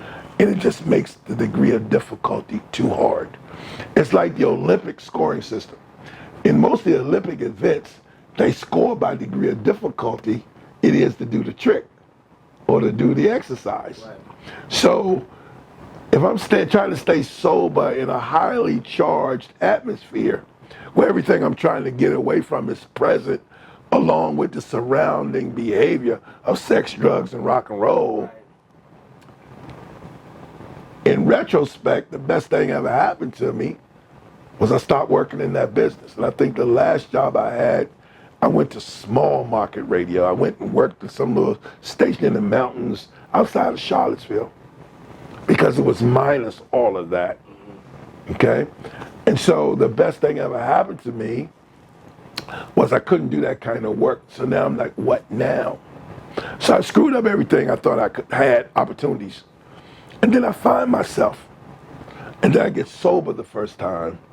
And so somebody said, this is the work you should be doing. I didn't believe them, but they said, well, come down here, hang out. Let's teach you how to run groups. Let's volunteer you and blah, blah, blah. And I sat second chair for probably some of the greatest counselors that they were in terms of how they're recognized by their colleagues and people that they've helped get clean and sober. Their beginning of their sobriety to some of these individuals that I was fortunate enough to mentor me along that process. And then I discovered that all of my failures could be the blueprint for the success of other people. So it's not all for naught now. I got to this point where I stopped feeling like shit and saying I wasted all this or I blew all this. And as my mother said, what happened to you? You could have been this, you could have been that. But I found a higher calling. Because when I was in that field, I used to walk the floor at night, couldn't sleep. And I would say to myself, I'm sure God put you on this earth to do more than make millionaires more millions. That's essentially my function in that field. To make millionaires more millions. And so at night, when it was just me, I'm thinking, life's got to be about more than this. So I had a lot of sleepless nights, I had a lot of thoughts of suicide, had a lot of active attempts at suicide. But I can tell you, since I started doing this kind of work, I never had one night where I doubted the importance of my existence. Not for myself, but for other people. If I could just shed a little bit of light on somebody based on something I've already experienced that they're experiencing now, or I can see they're going down that road, then it makes all of what I went through worth it. And today, I would not say I'd like to have that life back. That's the life that almost killed me. And I find today in the new life, I'm doing everything I hoped I would do in the old life, just minus the baggage of drugs, alcohol, and bizarre behavior. Probably living better now because a lot of my contemporaries are dead. They're dead. They burnt out, they lived hard, lived fast, and burnt out. So these last 20-some years essentially saved my life. It was boring for a while, but I found something that made all of what I went through worth it. If you could just help one person. When I leave my door every day, do you know what a stick and a Post-it note is? The little yellow piece of paper? Yeah. Those things don't last long, right? You put them on one thing, usually they fall, right? Right. There's a Post-it note on my door. It's been there 6 years now, almost 7 years. And it says, if you want to change the world, start with the next person who comes to you for help. And that's how I approach it. One person at a time. If I can in any way influence or be a support to them doing something worth it in their life, then it's worth it in my life. And today I'm okay with toiling in obscurity and anonymity and being anonymous. Whereas in my other life, everything was high profile. Everybody had to know my name. I had to know everybody else's name. I had to hobnob, be first name with this group or this act. And this, the biggest compliment I can get is to run into somebody years later. And I told you about this early. The guy said to me, Mr. Williams, I hated you when I was in treatment. I couldn't stand your ass. He said, but you was hard, but you was fair. Or I'll reach other people, run into them, and they'll say, Mr. Williams, I sure wish I would have listened to you because you was keeping it real. We're anonymous. You know, when we truly are effective doing this work, we are anonymous. Nobody's going to be writing a lot of letters and all that. But I did have a girl who was probably my most difficult client. She got sober after moving to Florida and just nominated me on some program called Change Agents. Oh, wow. I thought she hated my guts. I get a letter from her saying she wants to nominate me as a change agent. She's now working in the peer capacity and saying she's just like me. Wow. I was going to say her name. Her name is Suzanne. I won't say her last name. And she just Powerful. made it difficult for me to do my job because she thought she knew more about it than I do because she had been to treatment so many times. It is more difficult to deal with treatment bums and people who are treatment savvy than it is somebody who's brand new. Why is that? Because the problem is not what you know, it's what you think you don't know, or what you think you know. We have an overinflated sense of what we know. We may know a lot, but what they teach you in treatment won't get you sober. This is a whole bunch of information. There's only two things you need to know to stay sober. What's that? If I don't drink, I won't get drunk. And the job is to do everything within your power and ask for whatever help you need to support you not to take the first drink. And it doesn't mean the sky's going to open up and you're going to get a parade. It means over a course of time of days and months, certainly a couple years, everything that you thought you had to work on is going to work itself out. Because I truly believe in time heals all wounds. I truly believe The only work you gotta do the first few months, certainly the first year, is just don't get high or just don't drink. The rest of it will work itself out. It will work itself out. And let me give you the example I use for that. When you're a child, you guys don't roller skate anymore, so you're on your bike. You fall off your bike, you skin your leg, your knee up real bad. You can see the blood down to the, like a strawberry, right? Yeah. Your mother cleans it up, she puts something on it. Yep. After a while, it gets a thin scab, usually like a yellow-like film over it. That's to protect that wound. And then the scab gets thicker, thicker, thicker, thicker. But as the scab gets thicker, it starts to itch. And if I'm not careful and I don't keep it wet and moist, I'll start to pick the scab off. And some people pick the scab off thinking it's going to make it heal faster. Then it busts open, starts bleeding all over again. You got to start the whole process all over again. And when it eventually heals, you have a what? Scar. Scar. Time will heal most of this stuff if we just hold on. If we just hold on and understand it's not about what I know or what I don't know. It's about my ability to be willing. And where do I find that willingness? And who do I beseech to support me to be willing? See, I got to be willing to try something different. I got to be willing to follow the advice of my case manager. Because most clients are going to say, you don't know me. You don't know me. I'm my own individual. Well, actually, it is one size fit all. If you've been in this a while, you've seen enough people, and you see what normally leads to success, and you see what normally doesn't lead to success. You don't have to know the individual the way they think you should know them to be able to observe that. And all we can do is tell them what we see. How they interpret it is on them. So again, it comes back to them. Will they process any feedback about themselves? And that's the thing Kevin Samuels used to say about black women once they get older. They have difficulty accepting new information about themselves. Yes, yes, yes. Because in my mind, I'm a legend in my own mind. Okay? I need somebody from outside to say, no, you're not. In this area, you need to tighten up. Tighten up. But if it's just left up to me, ain't nothing wrong with me. Nobody wants to date me. Nobody wants to go out with me. Nobody will hire me. It can't be me, can it? Right.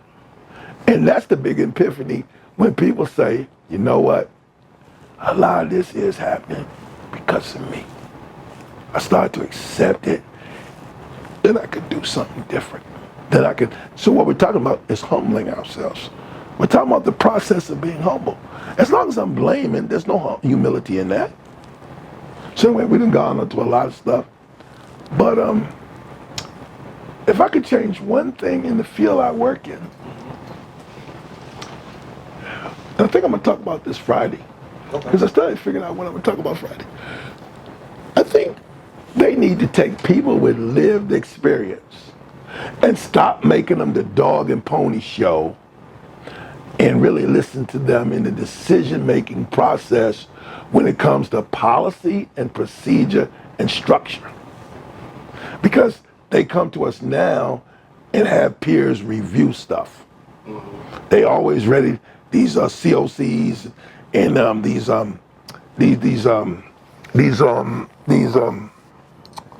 community service boards. They love to put a group of peers together to review some stuff. Review it. They've already, that's what we're going to do. Can y'all review it? Right. They need to put the peers in the conception stage and stop using peers as a dog and pony show. I agree wholeheartedly. And that was actually something I wrote down, which I battle in, in behavioral health way is, have you asked these people what you proposing for them? And usually it's a no. So, or we was going to exercise, last year in our cohort, and my manager here, he's a clinician, idiot too, he put all these post-it things on the wall, and he had the young people come up and say, okay, what is it that people want? All people want these things. And I'm like, that's not true. All people don't want to be housed. All people don't care about food, clothing, and shelter. Because he's never been on the street. I call him a house cat. you ain't been on the street to ask these people, and that's what I'm saying. Do we ask what people want, or do we just give them what we think they want, or what we think they need? Well, you know, what you're saying is probably the most racist, discriminatory, biased point of view somebody working in this field can have. And so they have the bias and the discriminatory look or position of thinking people can't. And so because I truly internally believe that they can't, I'm going to make it real easy for them. I'm going to lower the bar so low that they can get under. They're not thinking big, sky's the limit for these people. They've already decided that these people can't. So I'm going to make it easy for them, slide them around under. And that's the worst kind of ism you can practice. And most people without lived experience, they tend to be that way under the misguided thought that they're being compassionate. Right. To me, compassion has less to do in this field than overall knowledge of the process as what's going to happen to people. And you can't do that. You can get that. I don't believe, excuse me, I don't believe you have to experience it to be proficient at it. I believe you can get it another way. Learn it from somebody who has the experience. But if you think knowledge is all powerful and your degree with your ink still wet or your license with the ink still wet allows you to be an expert. Right. When you got some people sitting around you who have lived it, recovered from it, and now got credentials themselves. Because I work both sides of the street. I'm a clinician as a CACO, now an ACAC, and a CPRS. So I've been on both sides. I've been on clinical teams, and I've been on the peers team. Let me tell you, they pay lip service to what peers have to say. Only because they have to. If I'm getting a grant, and the grant says I have to have 2 peers, then I'm going to hire 2 peers. But really, I don't think I need them because my ego and my pride is so blown up or overblown because of my education accomplishments. But I watch them go to the DSM-4, whichever one they're using there, 5 or 6, whenever they don't know what's happening with a client. Whereas the client come talk to me one time, they're like, Mr. Williams, what you think? Yep. See, you have to learn that from somebody if you don't have it. I do not believe the best people are people with lived experience as much as I believe that the best people are the people who can take advantage of the lived experience even if it's not theirs. Agreed. I agree.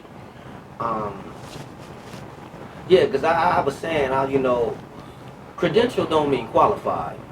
You just credentialed. And that's cool, but you don't have the experience. And I think that's what leads to make a lot of clinicians, they ruin a lot of people.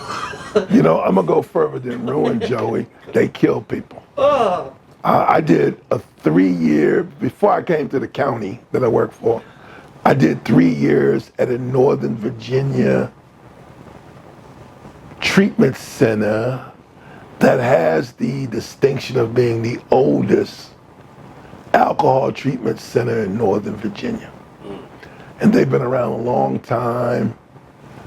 And some of the clinicians there come to us directly from a local university that we partner with to provide practicum internships. And we kind of have this loose confederation with this university. The majority of our clinicians that we hire came to us through internships from this university. And when they graduated, we give them a position that their business card would say therapist candidate or so-and-so candidate on the business card.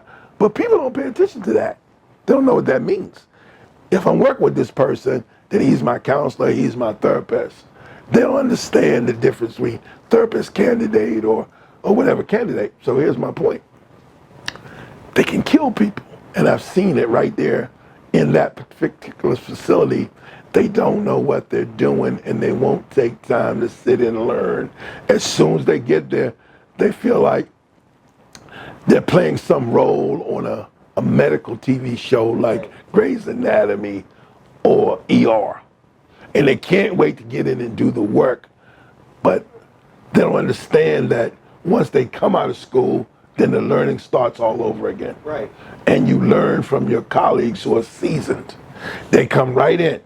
They start doing groups. They start wanting to do individuals and family therapies. And last week they were in school.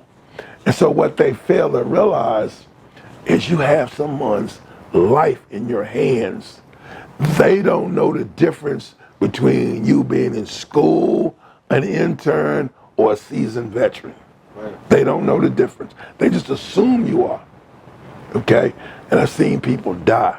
I've seen some of my colleagues have to go get mental help because one of their clients died and they were so distraught over their clients dying.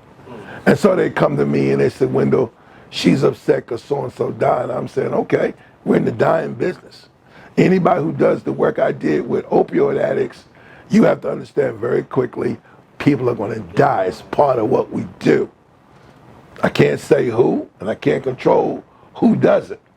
But if they keep using long enough, especially since 2016 when fentanyl hit the scene, people dying is all part of the work. And that's one of the things. I don't have the power to save anybody, nor do I have the power to kill them. Fentanyl.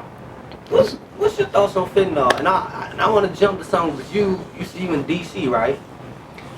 I was looking at the news the other day, Trink, that they calling it now. Have you? Trink? Trink. It's some animal tranquilizer that people are using Oh, now. you're talking ketamine or Ketamine. Trink? They call it Trink. I guess it's some new drug. It's now in Baltimore and in New York. Is it a synthetic? I think so. It's being cut. We have a big problem with the dark web. I had a couple of my clients while I was at that North Virginia facility who were getting stuff like what's it called? Oh my God.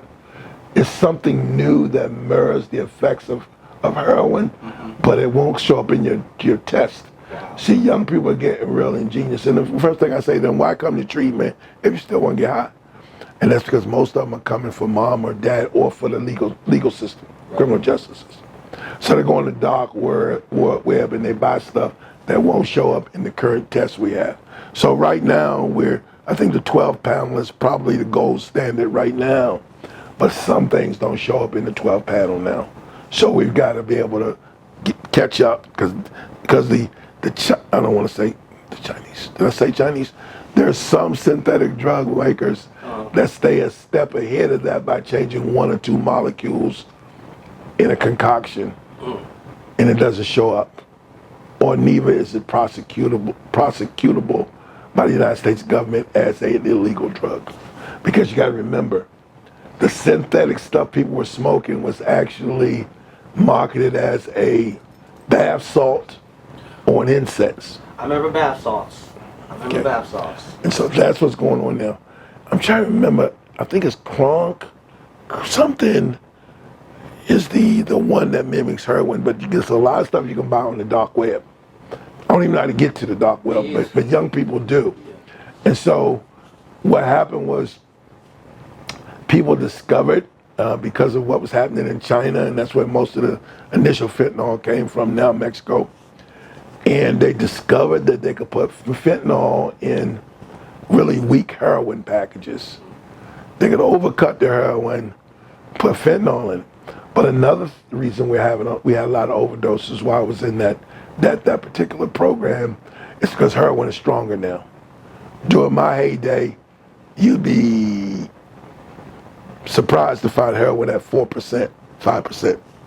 Now, not unusual, but heroin is closer to 50, 60% pure. Wow. Okay? And so a lot of people don't know the purity and they're using the drugs and they overdose. Conversely, when you have something that's not really good or stepped on a lot, they will introduce fentanyl to punch it up. Now you're finding fentanyl on crack cocaine. In about 2019, we had our first report of deaths from fentanyl being laced on crack cocaine. Wow. And it happened in Cincinnati, Ohio. 4 people sitting in a car smoking crack. 2 of them went out, 2 of them died, 2 of them survived. And that was our first report of fentanyl being used in cocaine.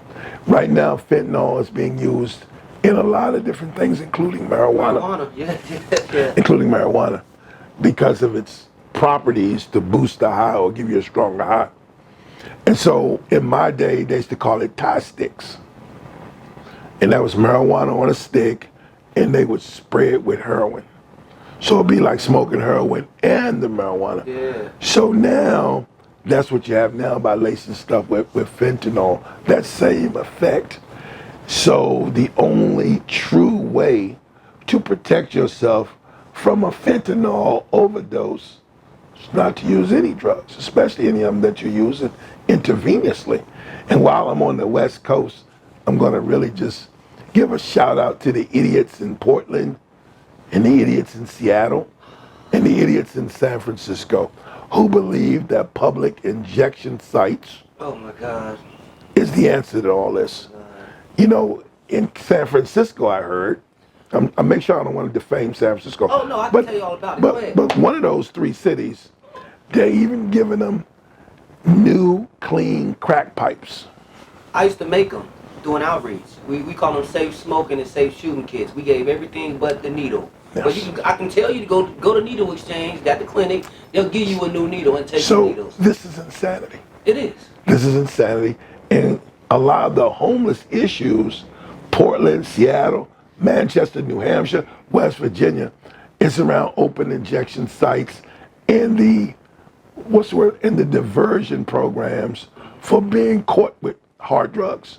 Some of these cities now, it's mandated they catch you and they think you're a user, they don't have to lock you up and charge you. Correct. Okay?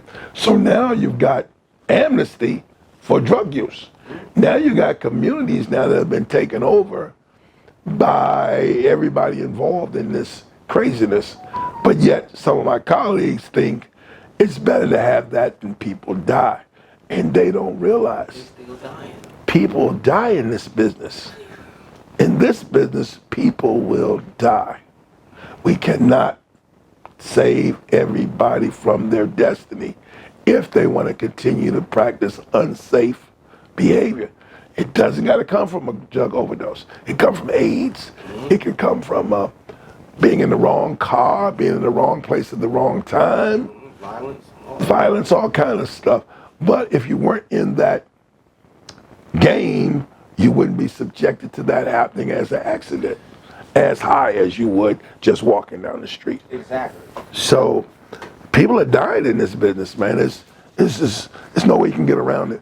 So to me, harm reduction is a failed approach. And it's all because they think the old approaches are passe.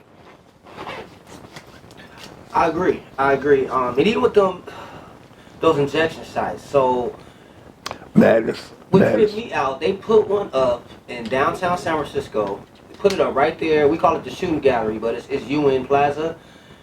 And then they just took it down one day, but it's like, okay, now where are people gonna go? I've never been in there, but one of my previous interns worked in there. And I was like, they're really up in there just letting them shoot up and all that? It's like, yeah. But at the same time, they want to provide peer counseling. Who want counseling when they getting high? You know what? I used to have to go to the emergency room for overdoses. Police would call me.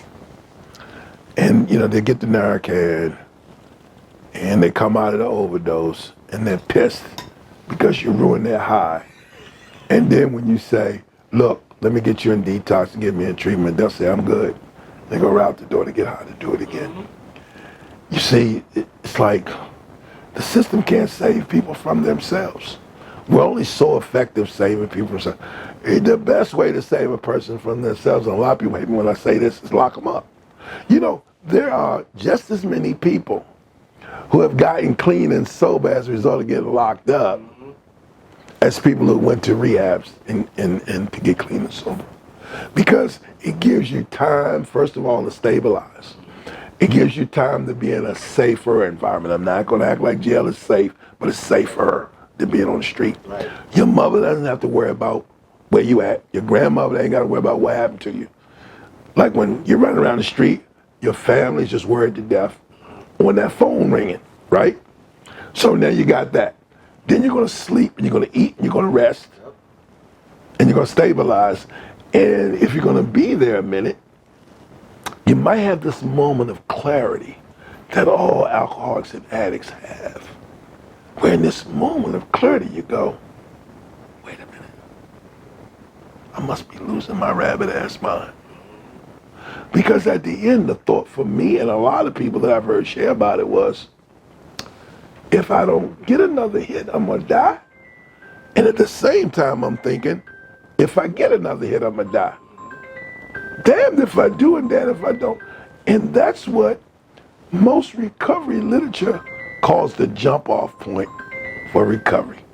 When you're stuck, you can't do it right, you can't do it wrong, you can't even kill yourself right. I've had stories of this one guy who jumped off this bridge in DC and didn't die. Wow. Into water? Yes, jumped off the Key Bridge. He was frustrated because he couldn't stay clean, couldn't get clean, stay clean.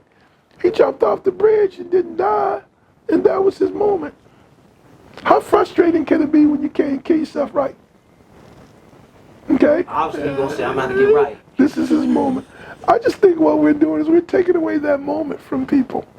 We're taking away that moment where they got to shit or get off the pot. And our job is to help them once they decide to get off the pot. That's our job. Our job is to help them save their lives, not save their lives. I'm not an EMT. Right. I'm not coming in a fire truck. Right? I'm here to help you save your life. Actually, I'm here to give you what you want. See, I do not require that people recover like I do, or like I did, and like other people do. I ask people, how you want to get out of this? What's your plan? My job is to help you with your plan. Now, if you ask me, what should they do? I'm not going to tell them what to do. I'll say, you know, when this happened to me, this is what I did, and this is what I got, so maybe you might not want to do this. Or, this is what I did, and it worked. Yeah. You feel me? My job ain't to tell you what to do. My job is simply to tell you what my experience has been. Agreed. And I cannot save nobody. I am not God. And I think too many of my colleagues think they can save people. We can't. That's like coming there with the, and it's like, no. They're all upset because somebody had an ending or a bad situation before them. It's just our job again to show them where the water is in case they get thirsty. Show them so they'll know where to go when they have that moment of clarity and say, you know what, I think them people over there where Joey work is right. I'm going to go over there and I'm going to listen to what they say and I'm going to follow their directions. The quickest route back to a good life and self-sufficiency is very strong and effective case management. Agreed. When you agree to just look, I think I'm going to try what my case manager says this time. You'll be surprised because case managers see hundreds, if not thousands of people just like you over the course of the years. And they know what has a good chance of working and what doesn't have a very good chance of working. But the ego of thinking I'm special, because everybody wants to think they're special, when actually we're all garden variety, human beings with flaws and challenges. And some of the solutions are interchangeable. There's not to be a book written specifically to help me, but that's what I think. So when I'm unique, so we have this term called fatal hipness and terminally, fatal hip and terminally cool. Fatal hip and terminally cool. That's right. Okay, so we'll go to the ends of the earth to maintain that image of being hip and cool. Even though everybody knows it's an illusion. We're the last person to know that everybody else know that it's some bullshit. So that's why we used to do stuff like image breakers that you can't do in treatment no more. You can't do any of that confrontational kind of stuff anymore. Because people will come sit for 30 days, 28 days, be on their best behavior, and won't be confronted about nothing. Yeah. And they'll come right out and go back to the same bullshit. And that's because anybody can be on their best behavior for 30 days. Because they don't want anybody to confront them. So they're only showing their good side. But the good side is not the person that gets high. Right. The good side is not the person that does these things. It is the stranger. We got to connect with the stranger or the bad side of that person. That's the person we got to address. That's the addictive person. Or that's the person who's making the mistakes that causes me to be homeless. Don't come to me with this, your representative. Come straight. So it's the people who act out that get the most help because they're being genuine. They're showing you their genuine self. And that's the truth. You come in and be buttoned up. You know, I had good jobs, I told you, high-powered jobs. And I remember I was working somewhere, what city was I in? And my boss sent me to a private therapist. And you mentioned therapy earlier today. Mm-hmm. I went every Thursday night. The place was called Charter Colonial Institute. And every Thursday night I saw this therapist. And every Thursday night I lied to him like a motherfucker.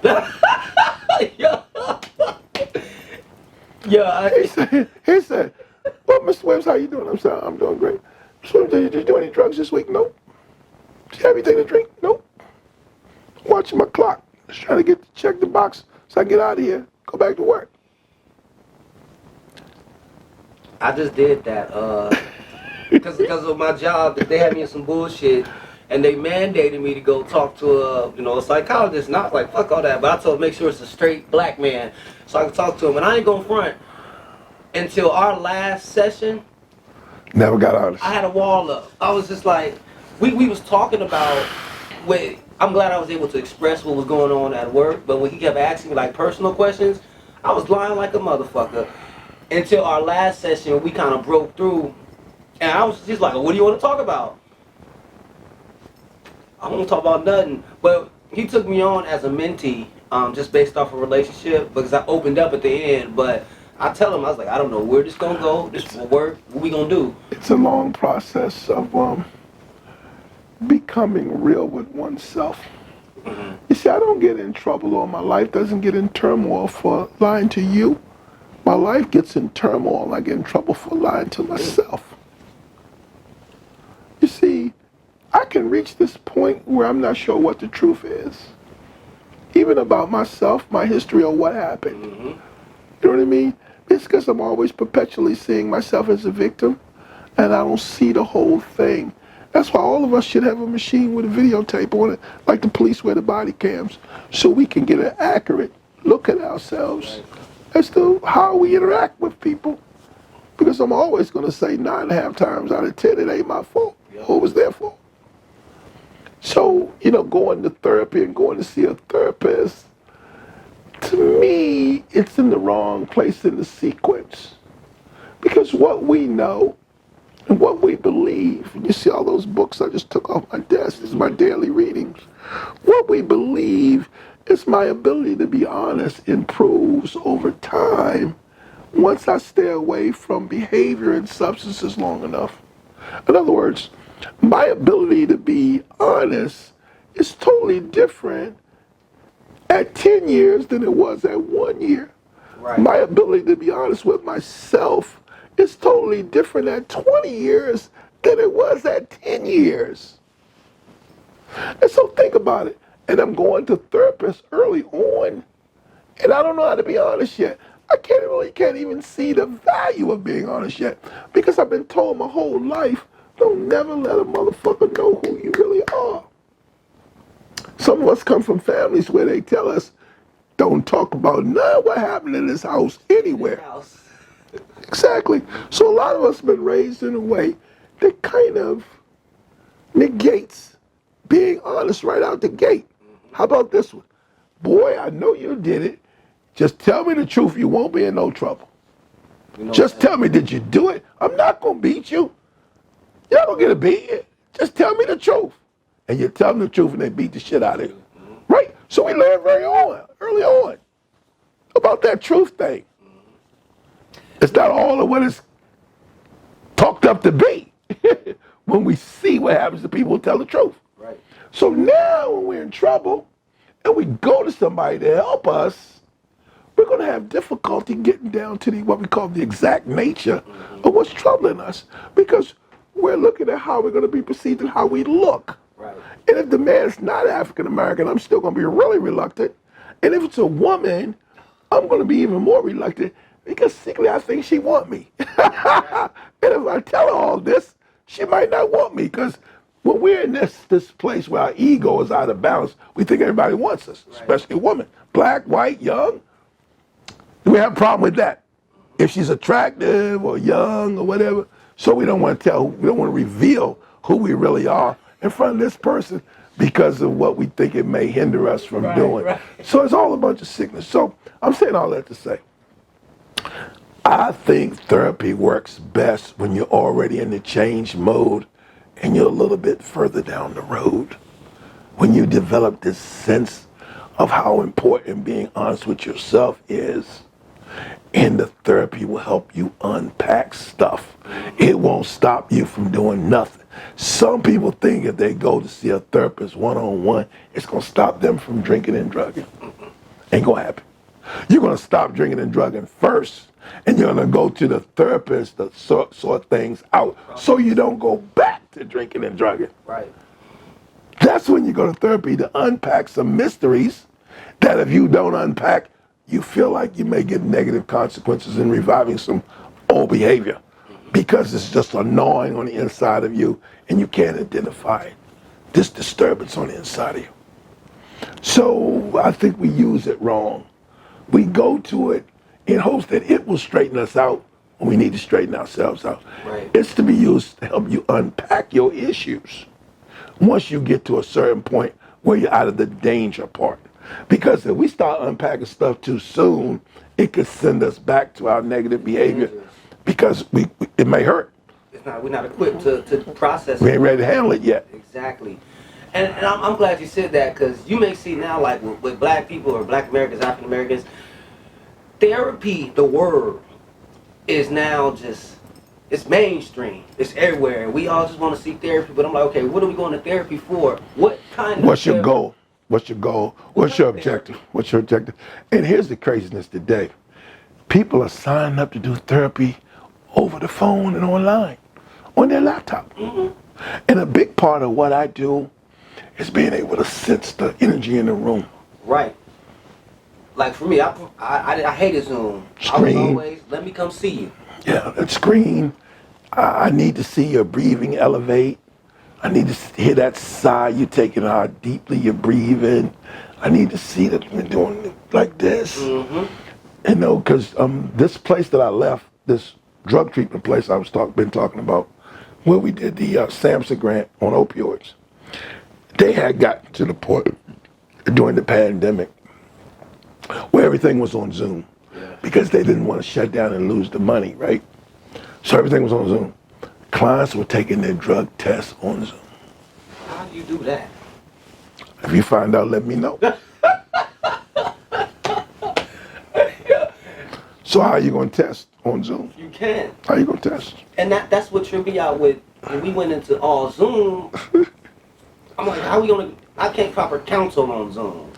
How are you going to test? And they even got to the point where to find a solution to it, they said clients can schedule to come in once a week to take their drug tests at their scheduling.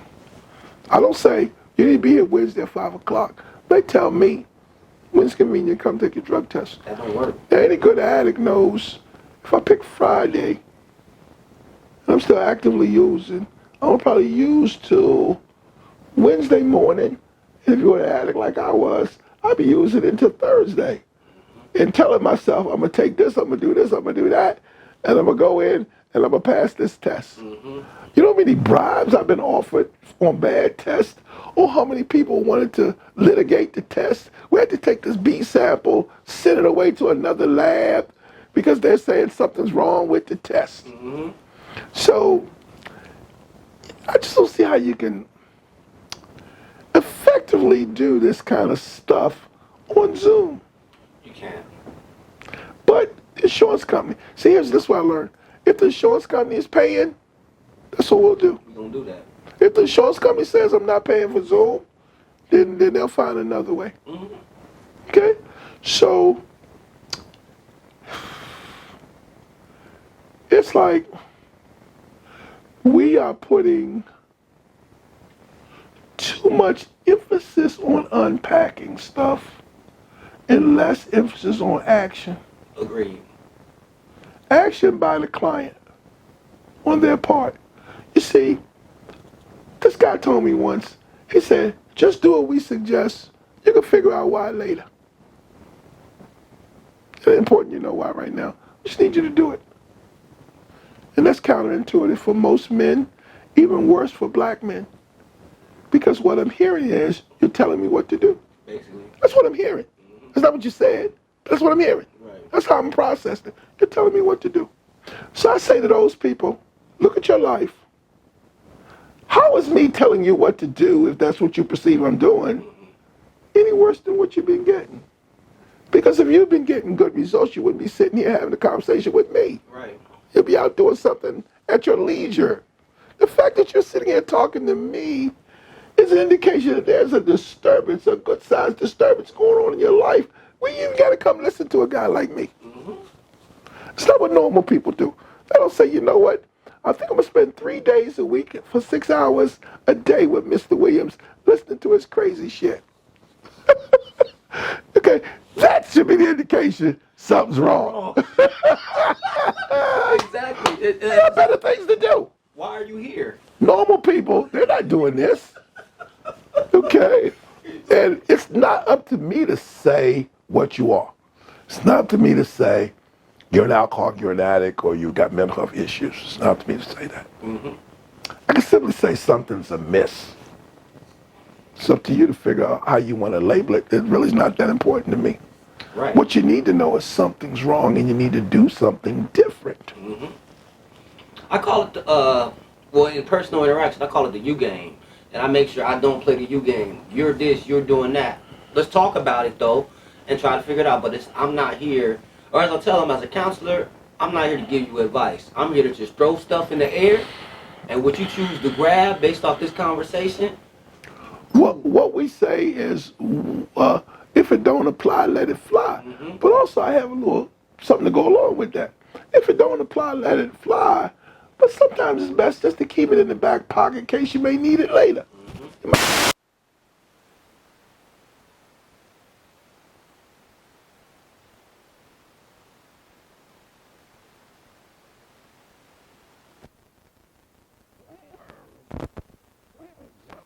It's prior to investigation. It's also called contempt prior to investigation. If you ain't tried it, how are you going to say whether it works for you or not? Exactly. And a lot of people will start off saying that this is not going to work for me.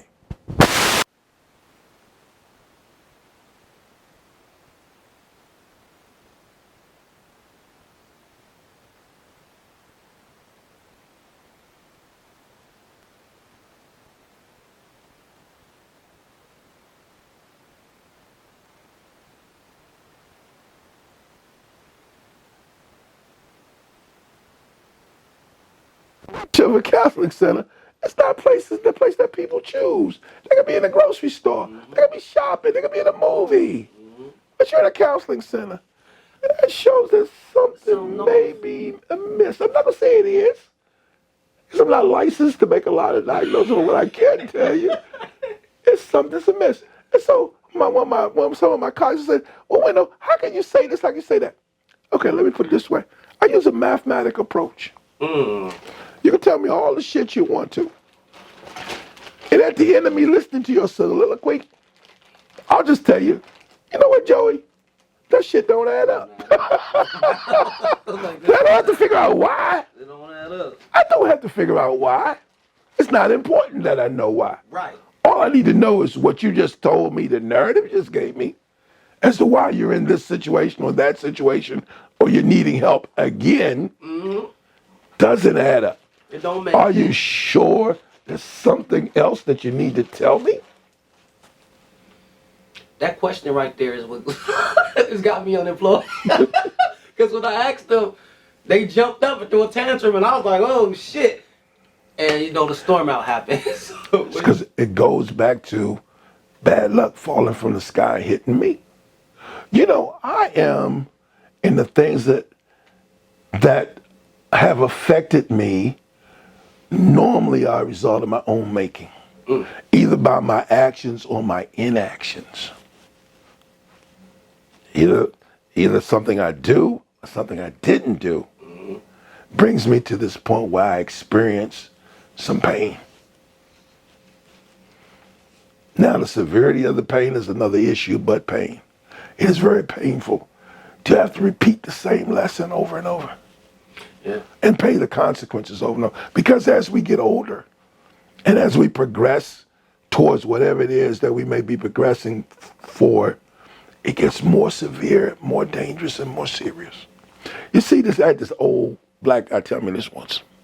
He said, Wendell, either you get serious about your life or life's going to get serious about you. You can't stay back and be non-committal. You cannot stay back and let this thing happen to you. At some point, you got to get to work. Okay? Frederick Douglass, of course. There's no progress without struggle. Facts. What we want is get our jail-free card for all of our miscues, and we want the easier, softer way. It's an old adage. Everybody want to go to heaven, but nobody want to die. Everybody want to be a millionaire, but they don't want to put the work in to earn the first dollar. Right. Now, when you ask them about that, their idea of wanting to be a millionaire is buying a lot of lottery tickets. Oh, yeah. Where the odds is 1 in 800 and some million to 1. And then if you do win or hear about a winner, they live in Idaho somewhere. Right. Or Montana. Yeah. Okay, if there is a winner. Mm-hmm. Okay, so I just think that most people don't understand the power that they have. They underestimate the power that they have as an individual to determine the outcome of their life. Because I know earlier on we were talking today, I told you about the disciplines that I practice. And one of them is the power of positive thinking and putting that thought, and the thought precedes all action. It also precedes all results. And if I see myself doing this, I can conceive of a way to accomplish it. Now, it's the time frame that causes people to get frustrated. They want to be a millionaire overnight. And if you don't play NBA basketball, it's not going to happen. Right. Most of us are going to have to toil in obscurity year after year to wait for our break, whatever it is, or whatever it looks like. They don't come out the box being successful. Because I tell people this story. Michael Jordan got cut twice from his high school team. Right. You work. Put that work in. Twice. Okay? We're not willing to put the work in today. We want instant everything. Everything. And that comes back to our harm reduction principle of housing is a right. Are we supposed to work for housing? Right. It's supposed to be a privilege that we have an opportunity to acquire it. But now we've taken the work part out of it. For most of our clients, we've taken out their input and their participation and their effort out. So how motivated could I be once I get an $800 or $900 check? I get $200 or $300 in food stamps, and my rent's $12 a month. And I get people who get evicted, and their rent was $80 a month. With kids. With kids. Okay? So I think there's so much money tied to that approach in terms of funding that for them to say something's wrong with it, it means they would have to pivot and say, we wasted all this money and we knew a long time ago that this wasn't working, but we were already committed to it and we're married to it. From our funding perspective, we're married to it. And for us to change now would be just devastating. that's how I look at. That's how I view San Francisco, because the city is collapsing. However, Too far down the road. it's too much political interest tied within the NGOs and the CBOs, and They put the alphabet in there too, because when I got off the plane, when I was here 42 years ago, of course there wasn't a Harvey Milk airport. right. So I said, You noticed that, right? enough already with the displays and paying honor to Harvey Milk as I walked through the airport. The first one was big enough, and all the other murals and stuff was big enough. It's kind of like over the top. It's kind of over the top. It is. I should go back to being San Francisco Airport or Harvey Milk's San Francisco. It's just too over the top. And, this kind of stuff can get you counseled, but you can't counsel a 73-year-old who's already financially not rich, but I can pay for my lifestyle from this point on if I don't work another day.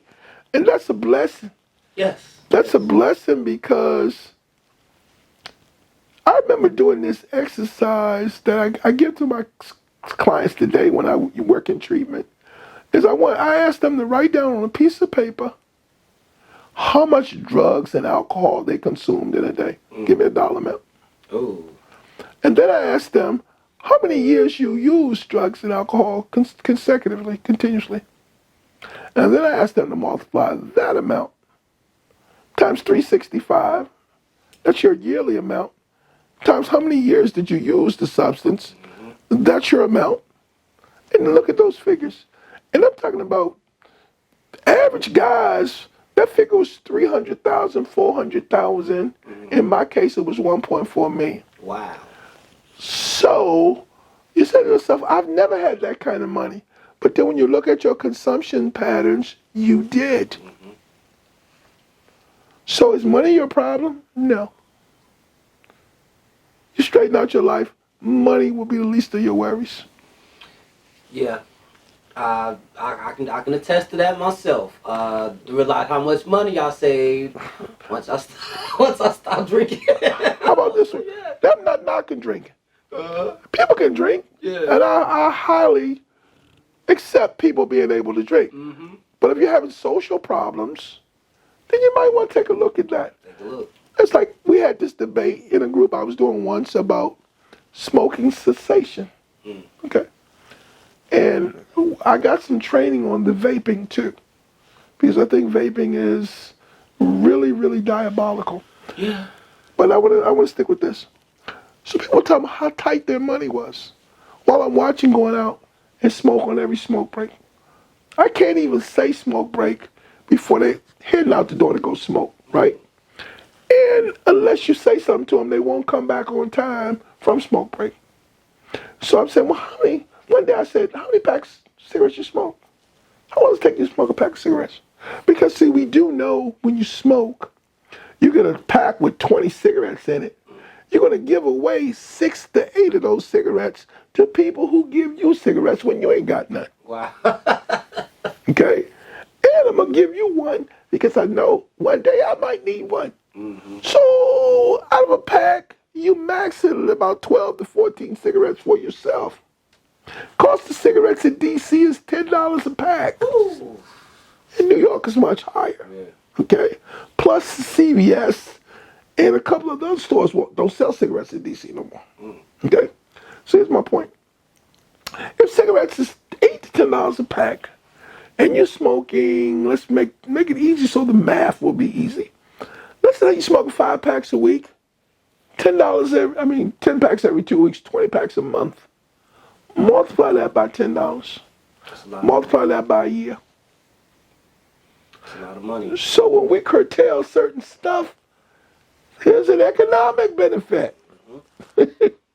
So we estimate a person can save anywhere from $4,000 to $8,000 a year by practicing some kind of smoking cessation.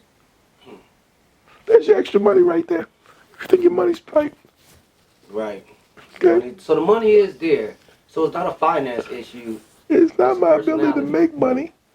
It's my ability with what I'm feeding with that money. And if we're using alcohol and drugs past the point of it causing social problems, then actually what I'm doing is I'm putting money in the ass kicking machine and paying to get my ass kicked in life. Wow. True. You know, because I'm getting DUIs. If I can't keep an apartment, if I can't keep a relationship, if I can't keep in good standards with my kids or child support and all that shit, if my kids are going without, right, then I need to look at that. It's called the Jelinek. Look at the Jelinek curve. Dr. Jelinek had a great curve. It's still in use today.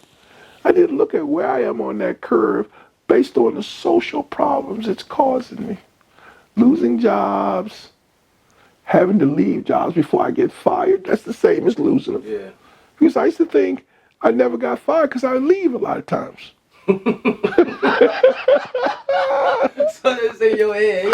All right.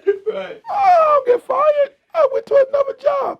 And the reason I would go to another job is because once these people catch up with my shit, I go somewhere new and start the same shit all over again. Cycle. Yes, it'll take them a while to catch on. So I got a new canvas to paint the same bullshit picture. Whereas these people over here, they done. They through with it. So when you sense that they through with your shit, that's when you go get another job and you say, I quit. Or I'm leaving. But, you know, in due time, you was going to get fired. Get fired anyway. You're going to let go anyway. So it's still some form of controlling your... I got to have control. I got to feel, see, I got to have the illusion that I'm in control. And that's what all this shit is about. And what I found that when I gave up control, that's when life got good. Life So continues to be what good. is good? Like I after coming through, you know, addiction and your struggles and barriers, how did things open up? Okay, let me say good this way. Let me give you two takes on good. Okay. I now am okay with the skin that I'm in. I'm now comfortable with who I am as a person. I mean, I'm even comfortable after gaining 100 pounds since I got sober. You know, when I first came into sobriety, I was like 220, 230. Now I'm at about 320. Wow. Now I'm even comfortable with that. I'm very comfortable with the relationship I have with myself. But more importantly, I'm very comfortable with the relationship I have with the God of my understanding. And I find that when I have a good relationship with the God of my understanding, I have a better relationship with everybody I come in contact with. It doesn't mean I'm a people pleaser or an ass kisser, but I have a better relationship because I'm no longer looking at the stamp of approval from you about me and what I believe and what I say. I make mistakes, but, you know, I own up to my mistakes quicker today. I'm able to apologize and come back and say, you know what? I didn't do the best, so I didn't say the best thing here. So I just want to let you know that I could have done better. That's different than saying I'm wrong. I'm just saying, man, you know, I could have done better on this. I could have responded a different kind of way on this. And that's probably the most valuable thing I have. Because I tell people all the time, and I tell some of my clients and they don't believe me. So you can take away all the stuff that I have, as long as you leave me with the relationship I have with myself vis-a-vis the relationship with the God of my understanding. To me, at this point in my life, that's more important than stuff. Don't get me wrong, I got stuff. You know, and I like stuff. Well, if I could only choose one, I'll take the relationship that I have with myself because I'm not trying to kill myself or do anything to cause harm to myself. And then when I'm living that way, I'm less likely to do anything to cause harm to anybody else. You feel me? Definitely. Now, cars and Lexuses, because I'm a Lexus man. Like I said, I'm on my fourth Lexus. And this is from a guy that couldn't keep a car over 20 years ago. It's that those things I like. Those things are nice. They're better at night. And when I had COVID in the middle part of 2020, before COVID really got going, when the deaths was just starting to happen, is when I had COVID. At that time, about 50% of the people having COVID were winding up on a ventilator. Yeah. And about 50% of the people on ventilators died, never came off the ventilator. And there was no vaccine. And the only thing they could do is tell you to take D3s and fucking vitamin C's and all that shit. And don't lay down in the bed, sit up in the chair all the time, sleep in a chair, get up and walk around. If you're watching TV, when the commercial comes on, just get around, walk around the room. Commercial's over, come sit back down. It's probably the best advice I got. And I suffered. I'm talking about this thing they calling COVID now. I call it COVID zero or COVID light. But I had COVID when COVID was taking people out of here. It was so painful. It was so devastating. And so when I came through COVID, I had this moment where I made peace with my life. And I heard people talking about it, and I thought it was a whole bunch of baloney and bullshit, right? But my life literally passed in front of my eyes. My life, like it was a ticker tape, and it just ran by. My whole life. And what I saw was moments of joy. I saw faces of people who made me smile. And it was a sadness to think I would never see those people and experience those places again. Not once did I think about money. Not once did I think about my car or anything that I can't take with me. And I realized that to my last breath and moment on this earth, I'm going to cherish things that happen with people and memories. Those I can take with me till my last breath, but the stuff will do me no good. It won't buy me one extra day on this earth. Not one. So having COVID and almost dying, it just made me more thankful. It made me more engaged in life. It gave me this vigorous appreciation for life. So now, when I say I want to do something or go somewhere, I just do it. Because I know tomorrow is not promised. I had 5 people that I knew die from COVID. I had 2 ex-teammates die from COVID. Die from COVID. And I had a guy who was a drug counselor at this program I worked at. He was like 6'6", maybe 265, looked like a defensive end or something. NFL. He died from COVID so quick. They took him to the hospital. Within a week or 2, he was dead. So what I'm saying is, what I've gone through has made me more grateful. It's made me more grateful for everything. It's made me appreciate everything like I never appreciated before because I came so close. And then I went right back to work. I stayed off. When I had COVID in 2020, I stayed off for 2 months, and my boss didn't want me to come back to work then. Damn. She's like, take some more time, we're going to pay you. Because they were afraid I might bring COVID into the office at that particular time, right? They're like, don't rush yourself. And so the doctor says, are you sure you're okay? I says, I think I'm okay. I remember going to work the first day. By 1 o'clock, I was done. By 1 o'clock, I couldn't even move. I was just worn out, exhausted.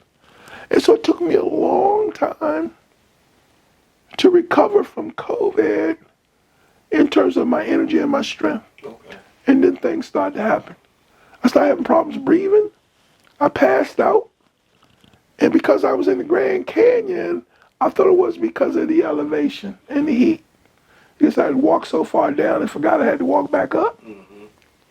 And then I was at this concert at this theater where I had to walk up this hill. And I passed out again, and I finally went to the doctors, and that's when they diagnosed me with having some pulmonary issues, and that I was really suffering from congestive heart failure where my lungs fill up with fluid. Oh, yeah. That something wasn't working right in my heart. And then my legs started to swell up, and I couldn't walk. And when they traced what they thought were blood clots in my legs, they found out I have an aneurysm on my aorta. And so I said, aneurysm, that means I could drop dead and die any moment. The doctor said, you're right. So of course my family, they go bananas, right? You ain't stop doing that work. The work's too stressful. You just call it a day and come home. So I asked the doctor in front of my daughter, I says, does this mean I could drop dead anywhere? He says, yeah. He says, there's not going to be no CPR or nothing like that. If it busts, you can just hit the floor, that's it. I said, well, could it happen at home while I was on the sofa? watching TV? He says, yes. I says, okay, I'm going to keep living my life. There you go. So having COVID and going through the things I've done, it's given me a new zest and zeal in life.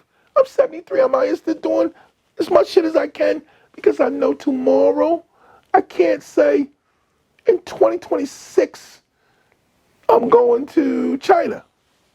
It's not promised. If I can get the capacity to go to China, I'm going this year. That's right.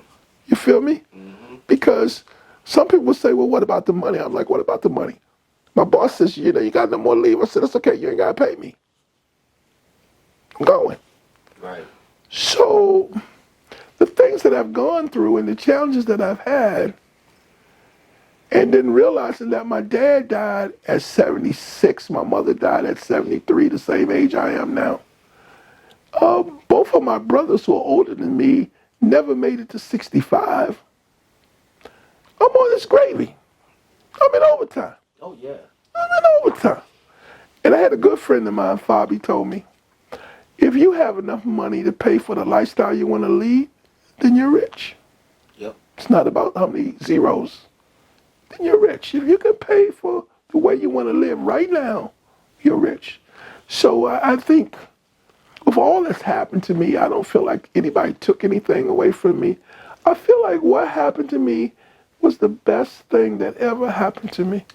Because if all those things wouldn't have happened, I would not be the man I am now, which is head and shoulders above the selfish, self-centered, self-absorbed, self-important person that I was when I worked in entertainment and the media. So you hear people all the time say, I wouldn't change nothing in my story or my narrative. The only thing I would change is that I would have gotten here sooner if I knew it was so sweet. I wouldn't have been resistant to case managers, counselors, sponsors, and people who were trying to tell me that not only was I going in the wrong direction, but here's the path in the right direction. Two things. You go in the right direction, here's the correction to that. It's the only thing that sometimes I have misgivings about. I say, you're just the fucking biggest idiot in the world. You could have been doing this 20 years sooner. Right. Yeah. And that's when I get into the mood where I think I should sue somebody. That they didn't really tell me, and they did. So, if I'm not living the way I want to, or if a person's not living the way they want to, they need to look at themselves, not the programs, not the set-asides, not any of this government intervention. Because as a black man, there were men that my ancestors who came before me, and they were able to put as good a life as they could together without any of this. That's something I keep at the top of my head. I don't complain much. I have gripes, let me say that, because I know I can't complain. And we can all gripe. But I think of that, How hard must it have been for my dad to have 6 children with a 9th grade education, going to work for Safeway for 42 years, buy a house in 1956 for $8,000 that's now worth $800,000 in a gentrified part of the city. And that's why I believe gentrification is not all a bad thing for African American people if they make the right moves. Mm-hmm. But more importantly, my father probably didn't make $5 an hour in his whole life. Wow. And accomplished all that. I just told somebody this yesterday, for black men, I said it's just too many examples for us not to fail. Even with everything going out here, it's too many examples for us not to fail because it's been done. Like for me, I was using my father. The main thing he taught me is not that he told me. He went to work every day. And for me, I tell people, you don't work, you don't eat. It's true heroes. Mm-hmm. The true hero is the black man that goes out here and goes to work and really don't want to do another day on that stinking job, but he knows he's got a wife and 2 daughters or 3 kids at home, and this is what he's required to do. True hero is not the high-valued man. the dude in the briefcase is making Right. $200K. Right. And the guy who's doing 40 hours and sitting on down the line is the real hero. Because we'd be talking about him like a dog if he just quit and ducked out and ran and left everybody. Mm-hmm. That's the guy that's anonymous. That's the guy that's totally unseen by us. There's some smoke. He's wearing a shirt with his name on it right here. Joey. Mm-hmm. Joe Blows Plumbing. Yep. On this side. Those are the true heroes. Facts. And those are the people that make society work. And that's what I do tell just my clients in employment. Like, you want to work, whatever you're going to do. Or, what you going to do? You going to be an entrepreneur? So you better get started right now. I mean, I just think the work ethic is gone because what I see from my nieces and nephews and a little bit from my daughter, not as much from her, but from my nieces and nephews, my daughter's 32, so the younger nieces and nephews, they never grew up with any kind of emphasis on a work ethic. Right. See, I had a dad that said, like, I want to get these shoes, Dad. And I'm talking about in my day, Converse was the shoe, right? They was $7.77. I remember it like it was yesterday. Damn. And I talk about getting some Converse. And my father said, boy, you must be crazy. They'd be like, well, how much you got? Right. So I got $2, Dad.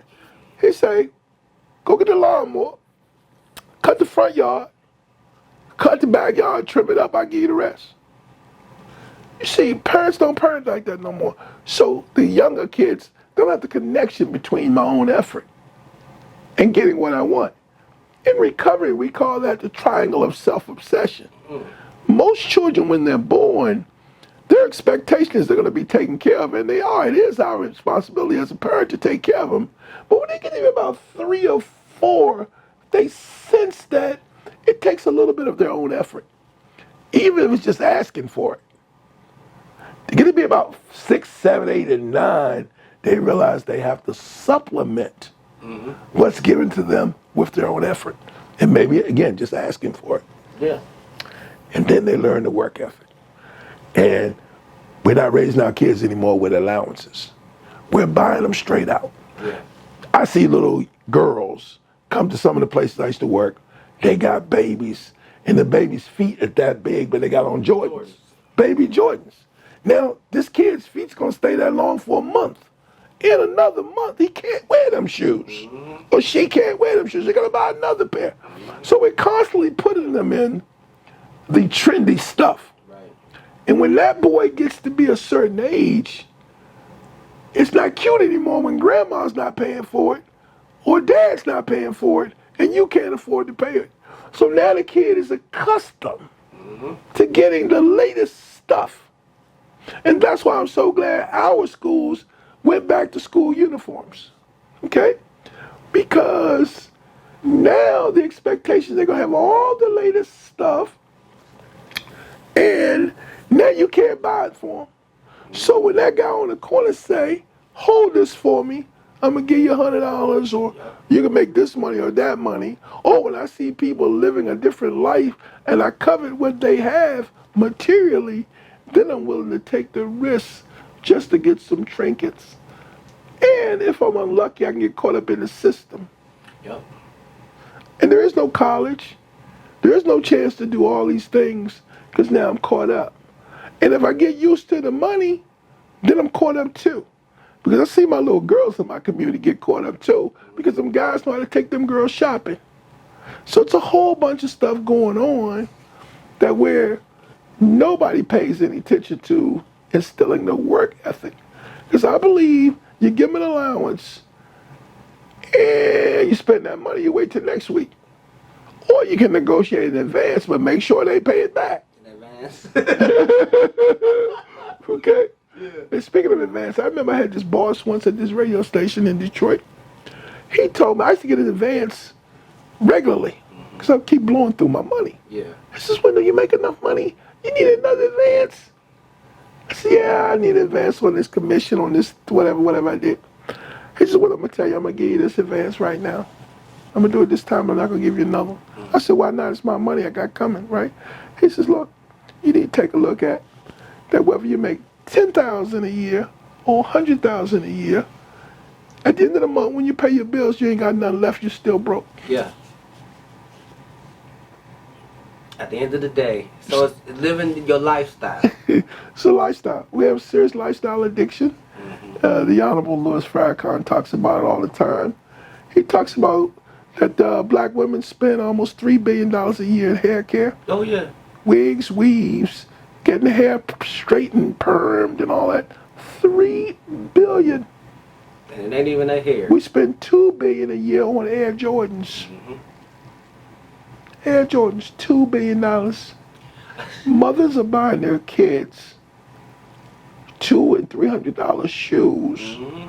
That when I go to do a home visit, and Dr. Johnson concurs in this, there's no fucking bookcase in there. Mm-hmm.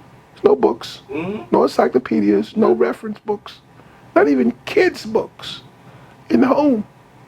But yet they think the school is failing them. You felt Because like children. I learned how to read at home. Same. My mother was a teacher. I learned how to read at home. I had a library card. In the summertime, I was expected to read 4 books. Mm-hmm. Yep. For her. Yep. Not the school. Yep. For her. My mama had me doing book reports. For her. Mm-hmm. So these are all the things that we're bypassing by just giving the kids shit without any effort. So they don't connect effort with acquisition or acquiring things. So let's bring it back to social service kind of work. Do you think that is why the crime is up in many urban communities? I'm not going to speak on crime, but I know crime is an act of desperation.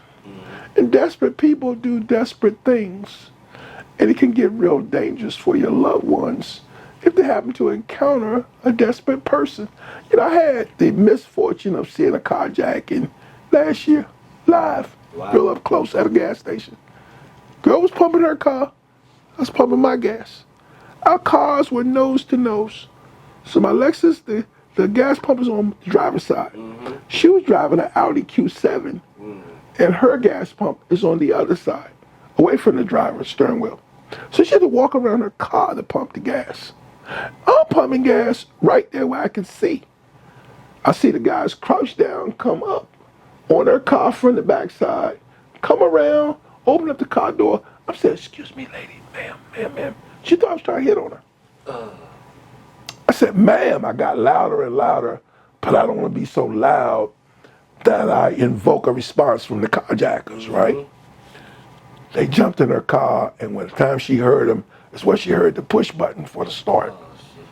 And she ran around, she got to struggling with them to get them away from the car. She tried to grab the fob and the keys, and they pushed her out the car and took off with the hose still attached in the car, gas all over the place. They drug her maybe 50 feet before she let go of the car.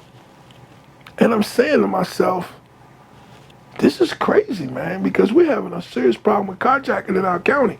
It's gotten so bad that if you have a Hyundai, I know you've heard of this, we're giving free clubs for everybody with Hyundais because Hyundais have this glitch.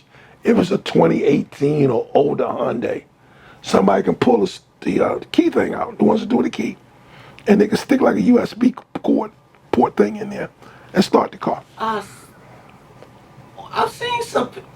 I seen a video of that online, but it was showing how the USB. I was like, what the fuck? Absolutely. It is so much of a problem with Hyundais and Kias, specifically, that our police department is giving out free clubs. Wow. That we're telling people if you have these cars, you put a club on the car when you park it. That's how much theft we're having of those Korean-made cars. So, again, I think crime is a result of frustration and desperation. And those two things you don't want to encounter on a dark street at night or at an ATM machine, because people will be so nervous to get away with the money. If they have a firearm, they could possibly nervously shoot you if you twitch wrong, or you react wrong, or you try to come towards them.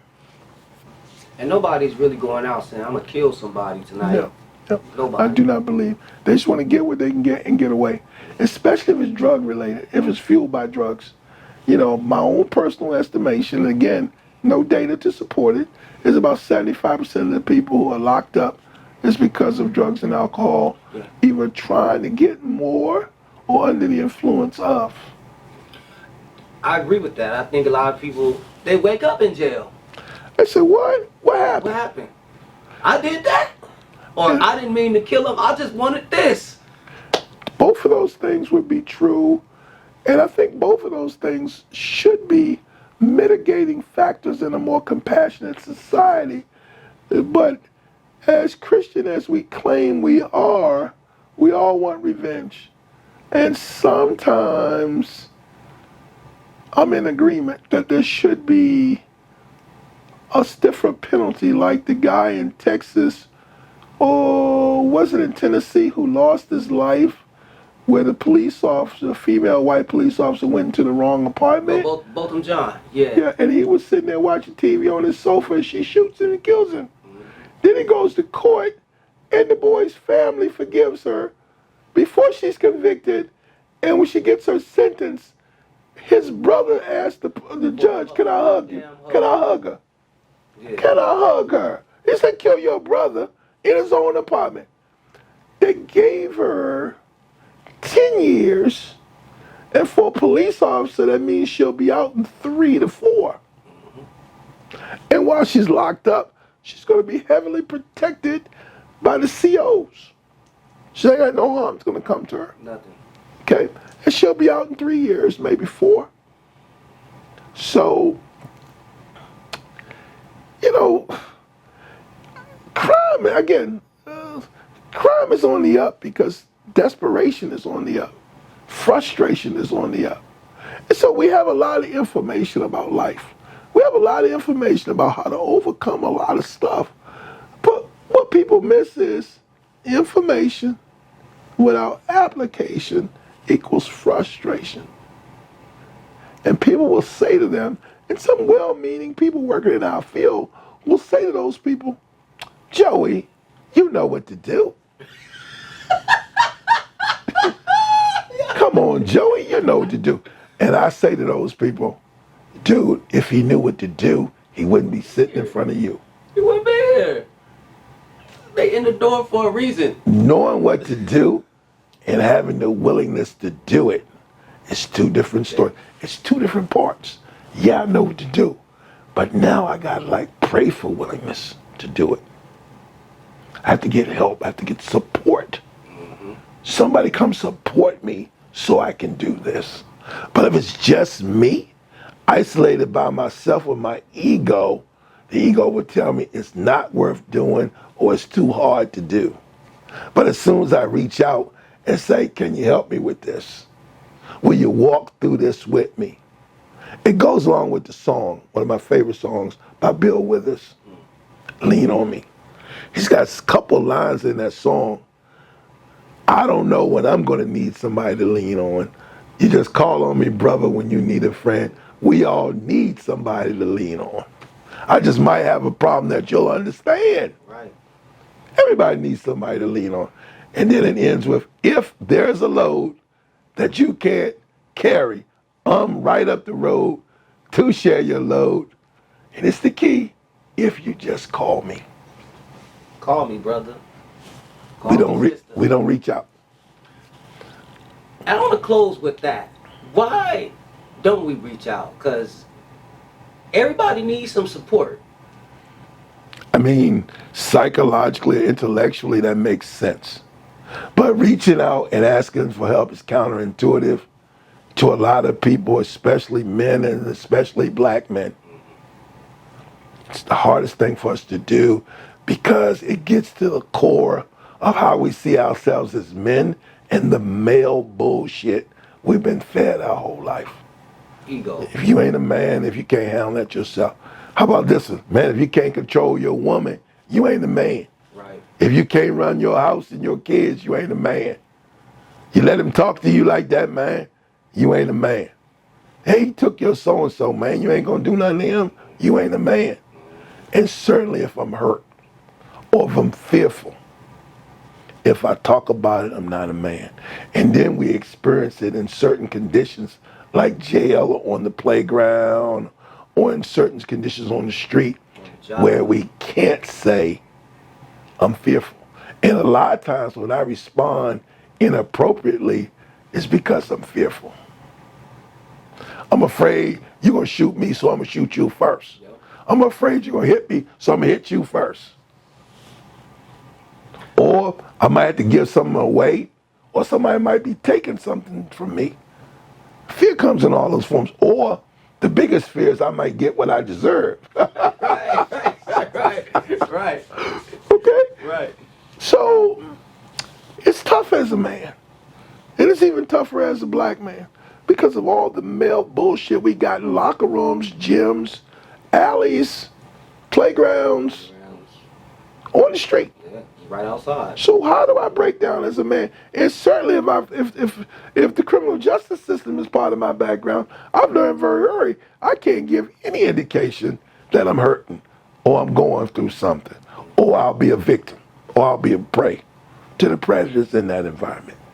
So we have a very, very hard road to hoe because of our blackness in this country and because of the male bullshit we've been given in terms of what we're expected to be able to shoulder.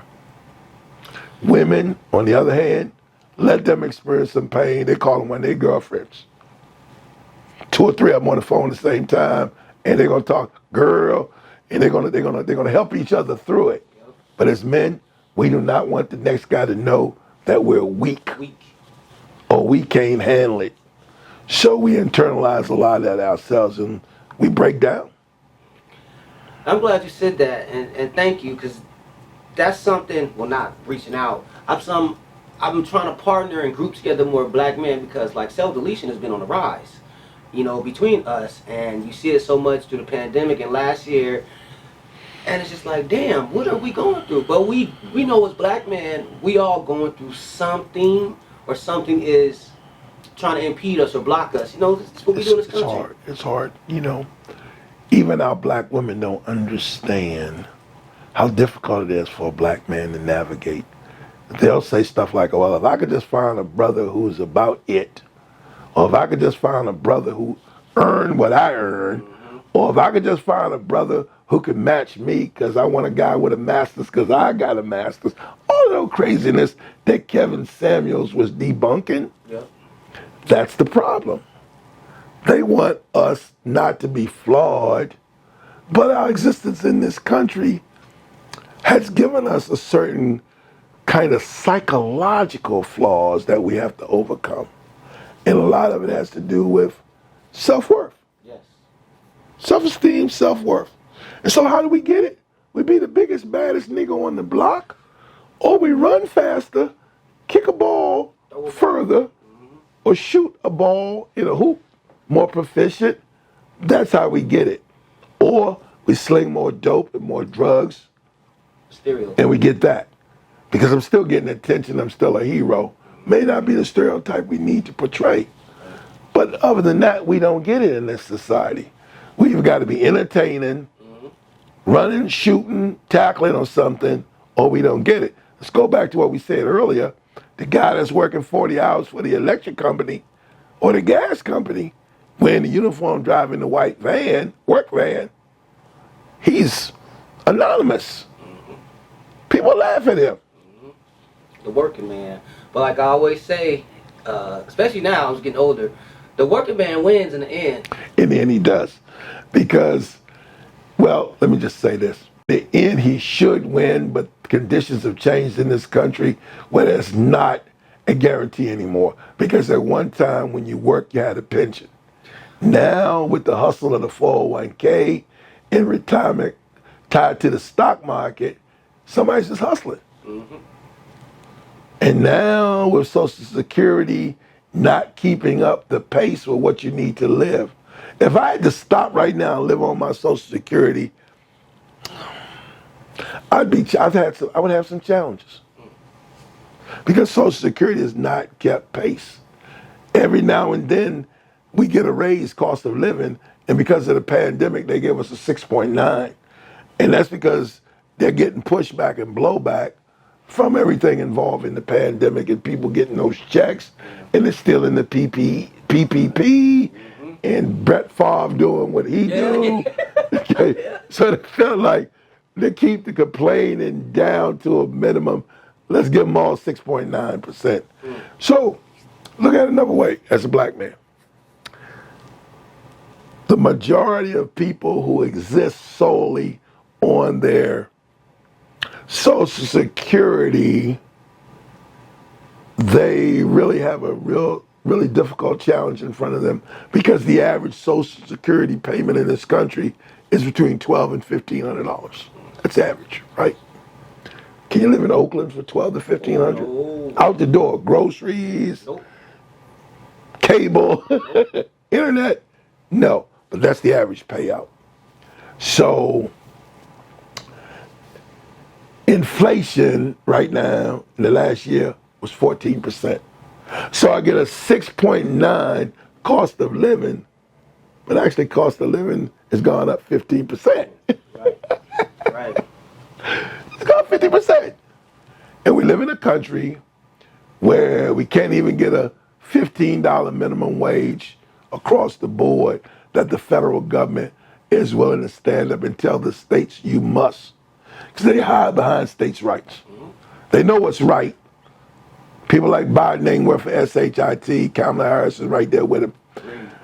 They won't throw down and say, I'm going to pass this bill that's good for the public. I'm going to put it in an executive order that's good for the public, regardless of what the political fallout may be. Okay? People don't make enough to live. I don't know what it is in San Francisco, but in D.C., in order to afford a market rate one-bedroom apartment, the last study I had a chance to look at, the person had to make $18.75 an hour. It's not a great place, an average. I'm sure it's gone up over the last 5 years. So imagine how much a person needs to make per hour to live in a fastly gentrifying community like Oakland is now. A lot. That's why we see people on the street. Exactly. So that has a lot to do with it. And then people say, well, what about the alcohol and drug addicts? Let me just say, people use alcohol and drugs to numb their pain. Because when it gets to the point where it takes you there, you're no longer doing it for the barley, the herbs and the hops and the alcohol or the taste in the whiskey. You're doing it as a maintenance behavior. You know, because people will tell you they stopped getting high a long time ago and they do it every day just as a maintenance. And then sometimes they keep doing it and they're not getting high because that's their routine. The weed, yeah. It's a routine. It's what they do now. They're no longer enjoying it and they're stuck in it because that's all they know how to do. It's their routine. My routine was to go out there, make some money, go cop, and then do it all over again the next day. So, it's kind of like we just got to come up with some way to really address some things as a system. And I got to be honest and tell you, I have no faith in a political solution to any of the social ills in this country. Absolutely no faith. If everyday people don't get involved and change one life at a time on the boots of the ground level and hope that the rising tide will lift all the boats, there's not a chance in hell that any of what we see or saw out here today is going to subside. Because the system itself perpetuates itself. All of my colleagues that are here representing some organization that deals with homeless, alcoholics and addicts and people who are experiencing difficulties in life, they're now more interested in perpetuating themselves in their own existence as a non-profit and as an entity than they are helping the guy boots on the ground. Because you look at an agency, might start off as a soup kitchen feeding one meal, Right. and now they got health care, they got transitional housing, they got a clinic. They have a transportation ministry. And so they need suffering souls to be able to continue to maintain all this Yep. for the express purpose of me paying my mortgage and sending my kids to private school. Because if we solved all of this, we'd all be out of work. Exactly. So it's our vested interest not to solve it, and certainly not solve it too quickly. Right. Straight like that. And oh my Lord, you just said, that's my gripe. Because, like, working with the youth, I worked at a youth organization. I left in 2017. These young people, forgive me, I know if y'all watching this, I've seen them at 18, 20, 28, 24, age I of won't work with them. 25. I won't work with them. You They couldn't pay me enough money to work with them. they didn't really. I used to tell them, yo, this get in, get out. But now I see them at 30. Some of them still doing the same shit. Ain't graduated or anything. Ain't got no skills. And I tell them, I was like, I told you while you was in there. These people, they want you to keep coming back. Get the numbers. Of course. But what is your outcome? What is your lifestyle looking like? And some of them now, they get it. They're like, yo, you was right. I should have went to free school. I should have. Like, yeah. Even I was saying, like, my family member, he online today, openly complaining, I hate this fucking job. School is free, brother. You've been in the city 4 years.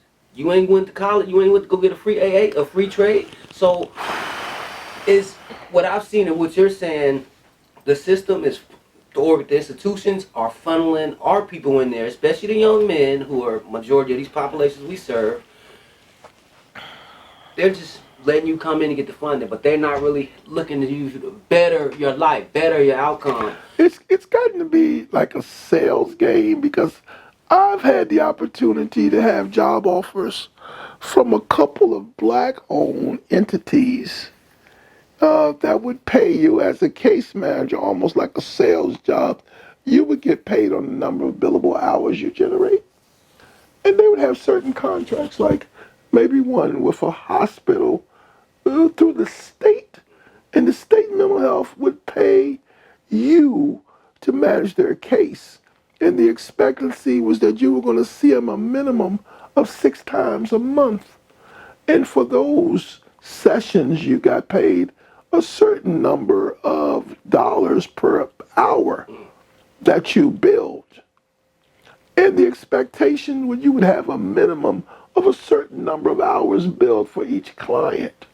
And that's how they pay you. So what I found was people would go out to do home visits and spend 15 minutes and bill Medicaid an hour. So they said once it was past 15 minutes, you bill a whole hour. And then the notes wouldn't be timely entered into the system.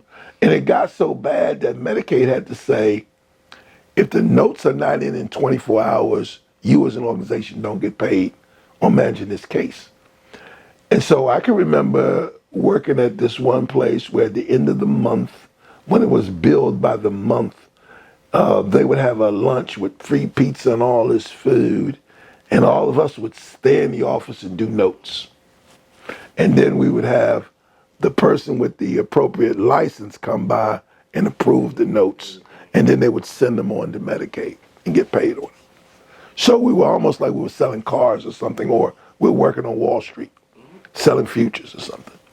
And so what was missing was any conversation about what's going on with those clients. Exactly. Now the motivation for the quote unquote case managers was to go out and check off, did you take your medication? Did you sleep? Did you have any problems? You get anything to eat? Anything you want to tell me? Okay, bam, go, write some notes. You get a chance to get back to your computer, put the notes in.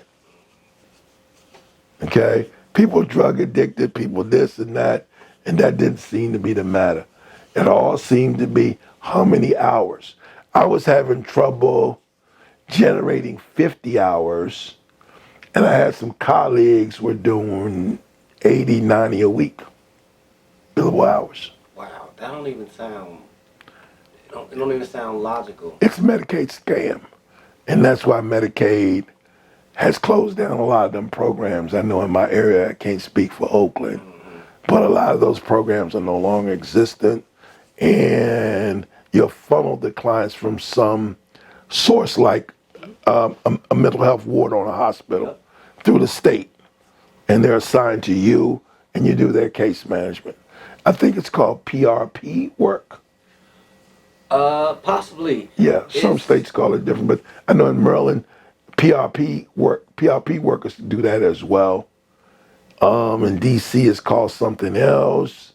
And so, we live with three jurisdictions, to deal with the differences between Virginia, Maryland, and DC. Cross the bridge, you're in Virginia. Come back across the bridge, you're in Maryland. Right. And you go across the line, you're in DC.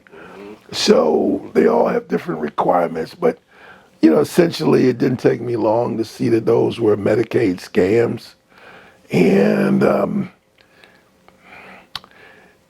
I'm a lot of things, but one thing I am, and I'm ethical. It may not seem like it, but I have a strong sense of what's ethical. And I believe in best practice. And I believe my job should be to help the clients, not just to build money for myself. Exactly. Because they were talking about how much money they were making. And there's several of them I've had a chance to interview for, where that's what they told me in the interview, how much money I could make. And that's why I prefer social work over just clinical psychology, because that's what I've learned through experience, especially like with one place we used to partner with, Felton. You got to have Medicaid to get services there, and that's why, so we can bill you. Medicaid, they tell Medicaid a new asshole. Because even one participant I had, intern, we was doing what was it? It was we was doing a peer panel. So we was expressing, they was talking about their internships and to prospective interns coming in. And one chick, she made a comment and was like, oh yeah, I want to be a therapist, and I just want to keep billing all the white folks, and then I'm gonna bring it back to my community. But I told my case manager on the side, I was like, she know what she just told people to do, she's gonna do fraud. Because all you're going to do is keep them coming back. You ain't going to solve no problem. That's what they want, private. That's why everybody wants to hear them go private practice. They'll come to some place, like I worked in Virginia, and they'll work on that grant. And as soon as they get that license, they're going to hook up with a private practice. So they can build. And they're really not that proficient, but they want to hurry up and utilize and parlay that new master's into a private practice. I know I've had the fortune or misfortune, depending on how you look at it. I've worked in luxury treatment before too, and that's where it costs anywhere from $50,000 to $75,000 for 28 days. Wow! What a crock of shit. People had queen size beds, flat screen TVs. We had a vegan chef, everything all organic. In the course of a day, your day would start with yoga, then meditation, then breakfast, then art therapy, dance therapy, lunch, music therapy, a 40-minute session by me on the tools of recovery. Then there was sort of like stretching and kind of downtime. And at 4, we would go to a local gym in 2 blacked out Suburbans. We take them to a local gym because we had a capacity of 10 men in this program. And so we go to the gym for an hour and a half. Okay. And that was the day. You come back for dinner, and that was the day. People were paying $55,000 to $75,000 for that. And I had a difficult time in being a babysitter in what was essentially a spa. Basically. A spa treatment. And at that particular time, they paid me more than anybody had previously for doing the work I was doing. And I still had to say, you know what, F this. And as I talked to more people in personal recovery, I discovered that a good number of them within a core of us either had already worked there or who had been interviewed and considered a job there but chose not to take it. Because it wasn't about getting people onto a new way of life as it was a business model. So like a pyramid scheme, because they would tell you, don't worry, If something happens and you know that's successful, just call us. We'll come get you. You can come back. And so, in my philosophy as a substance abuse person is get the fuck out. I don't never want to see you again unless I see you in a 12-step meeting or something, some function. I don't want to see you again. Don't come back here. Because like I told you earlier this morning, we've got to get to a point where if a person is unsuccessful in our particular program, we don't want him back in the same program. In the old days, when that happened, we would increase the level of intensity of your treatment. So we brought you into something lower level intensity, and you kept coming back, we send you to higher intensity programs. Right. Even until we get to like a real serious behavior modification program. Okay, but we keep leveling up. Okay, in an attempt to help you save your life. But you just can't go sit somewhere for 28 days and watch movies and go out to the malls and go walking on the little walking trails and stuff. Yeah, it's like a vacation. But their philosophy was, if you're affluent, why shouldn't you experience rehab in the same atmosphere? That ain't gonna help you. You're gonna have to come on down to the low levels. I had this one guy, he fought for the welterweight championship. What's the weight before welterweight? Lightweight.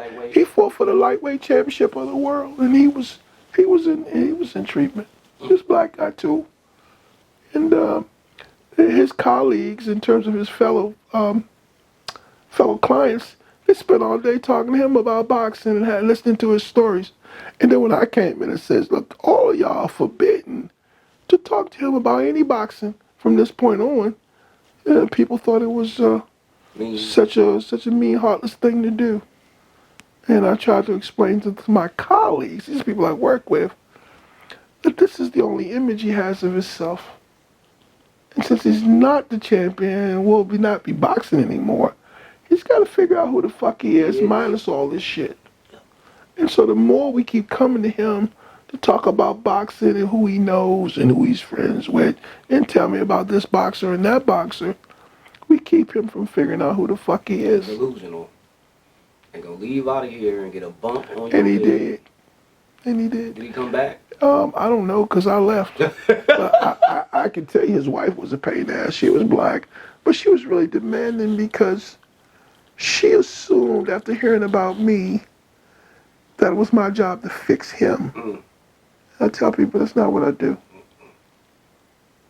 I couldn't even fix myself. How the fuck am I fix somebody else? Okay? My job is to help them figure it out for themselves. Maybe they can fix some things that are causing difficulty for them themselves with some assistance. I don't fix people around here. It doesn't work. Because when you approach it from that perspective, if it was unsuccessful, they got somebody to blame. See, I did everything that fucking Joey told me to do. It didn't work. They're gonna be at your desk. It didn't work. So it works the other way too. I don't take credit for people's successes either. You know, when people call me and I see them, they say, "Oh man, if it wasn't for you," I say, "Wait, no, stop that. You were ready for change, and I happened to be the change agent who was present when you showed up. That any competent person doing my job would have given you the same thing because you were ready."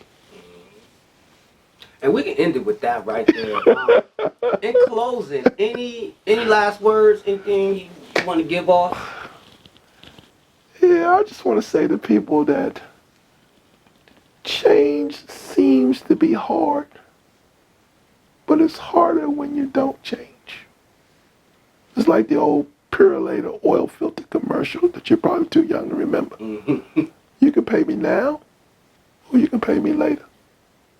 It's just like on the street, when they tell you you got to put the work in improving your life and saving your life, you got to put the work in too. Word. Okay, and my last question I always ask, because it's my platform, it's called Sane Africans, so you know, behavioral health, all that. We African people. And when you hear the word sane African, what does that mean to you? I think my ancestors were very sane and very reasonable in their assessment of themselves. But because of the diaspora, when you say sane African now, even Africans who are still in Africa, there's some kind of schism here Mm-hmm. because of the influence. Even when we were in Ghana, Joey, you noticed the satellite dishes. Yeah. You noticed the direct TV and everything coming in. So this unhealthy approach to life was being pumped in even over in Africa. So even if you're sane and you're African, not everybody in Africa is sane or African because you have more and more people, especially in Accra, who have grabbed hold of this Western crap. But you see more of sane Africans when I'm out in the other parts of Ghana, when I'm in Ho, when I'm up on the other side of Kumasi, way up near, Biko Faso, out that way. That's where you see sane Africans, and what I saw on their faces was a look of content, a look of quietness, a look of regalness. They walk like kings and queens. I saw nobody who looked depressed or frustrated, and according to us, they were living in poverty. Exactly. According to us, Gus. they didn't have anything. And was But happier than us. they didn't seem to be sad or discouraged at all.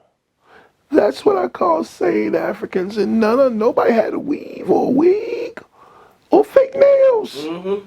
Because in those villages away from Accra, all school kids wear afro, a short bush. You see the girls? Yeah. You can't even tell one from the other.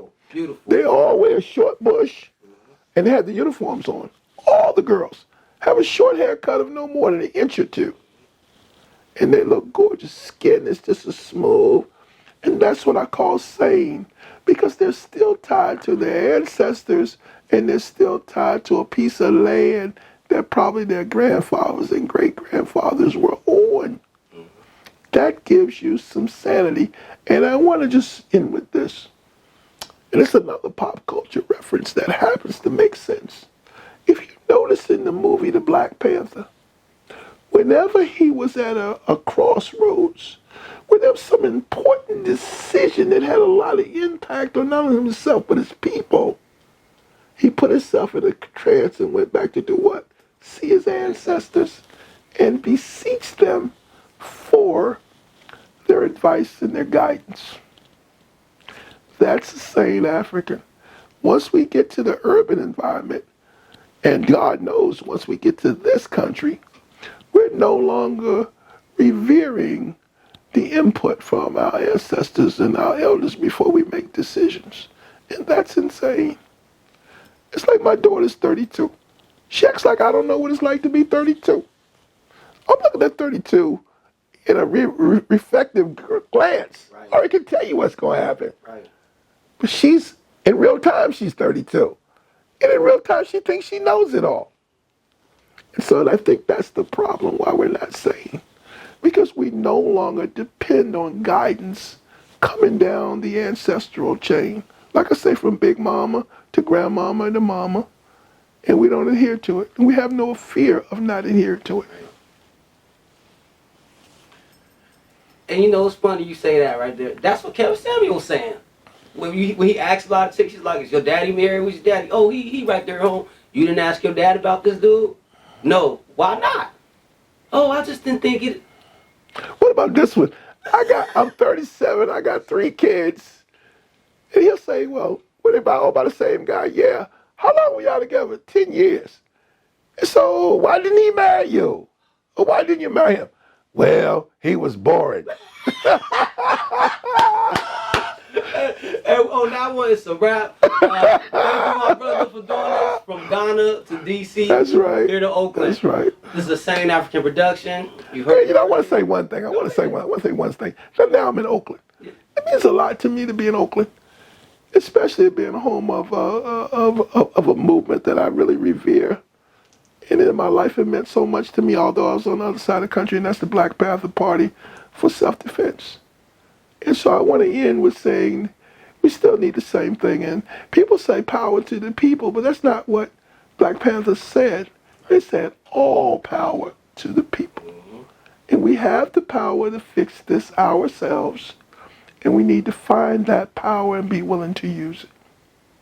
Self-determination. Self-determination. That's all it is. All right, so Thanks. that's what it is. Thank you, Hey.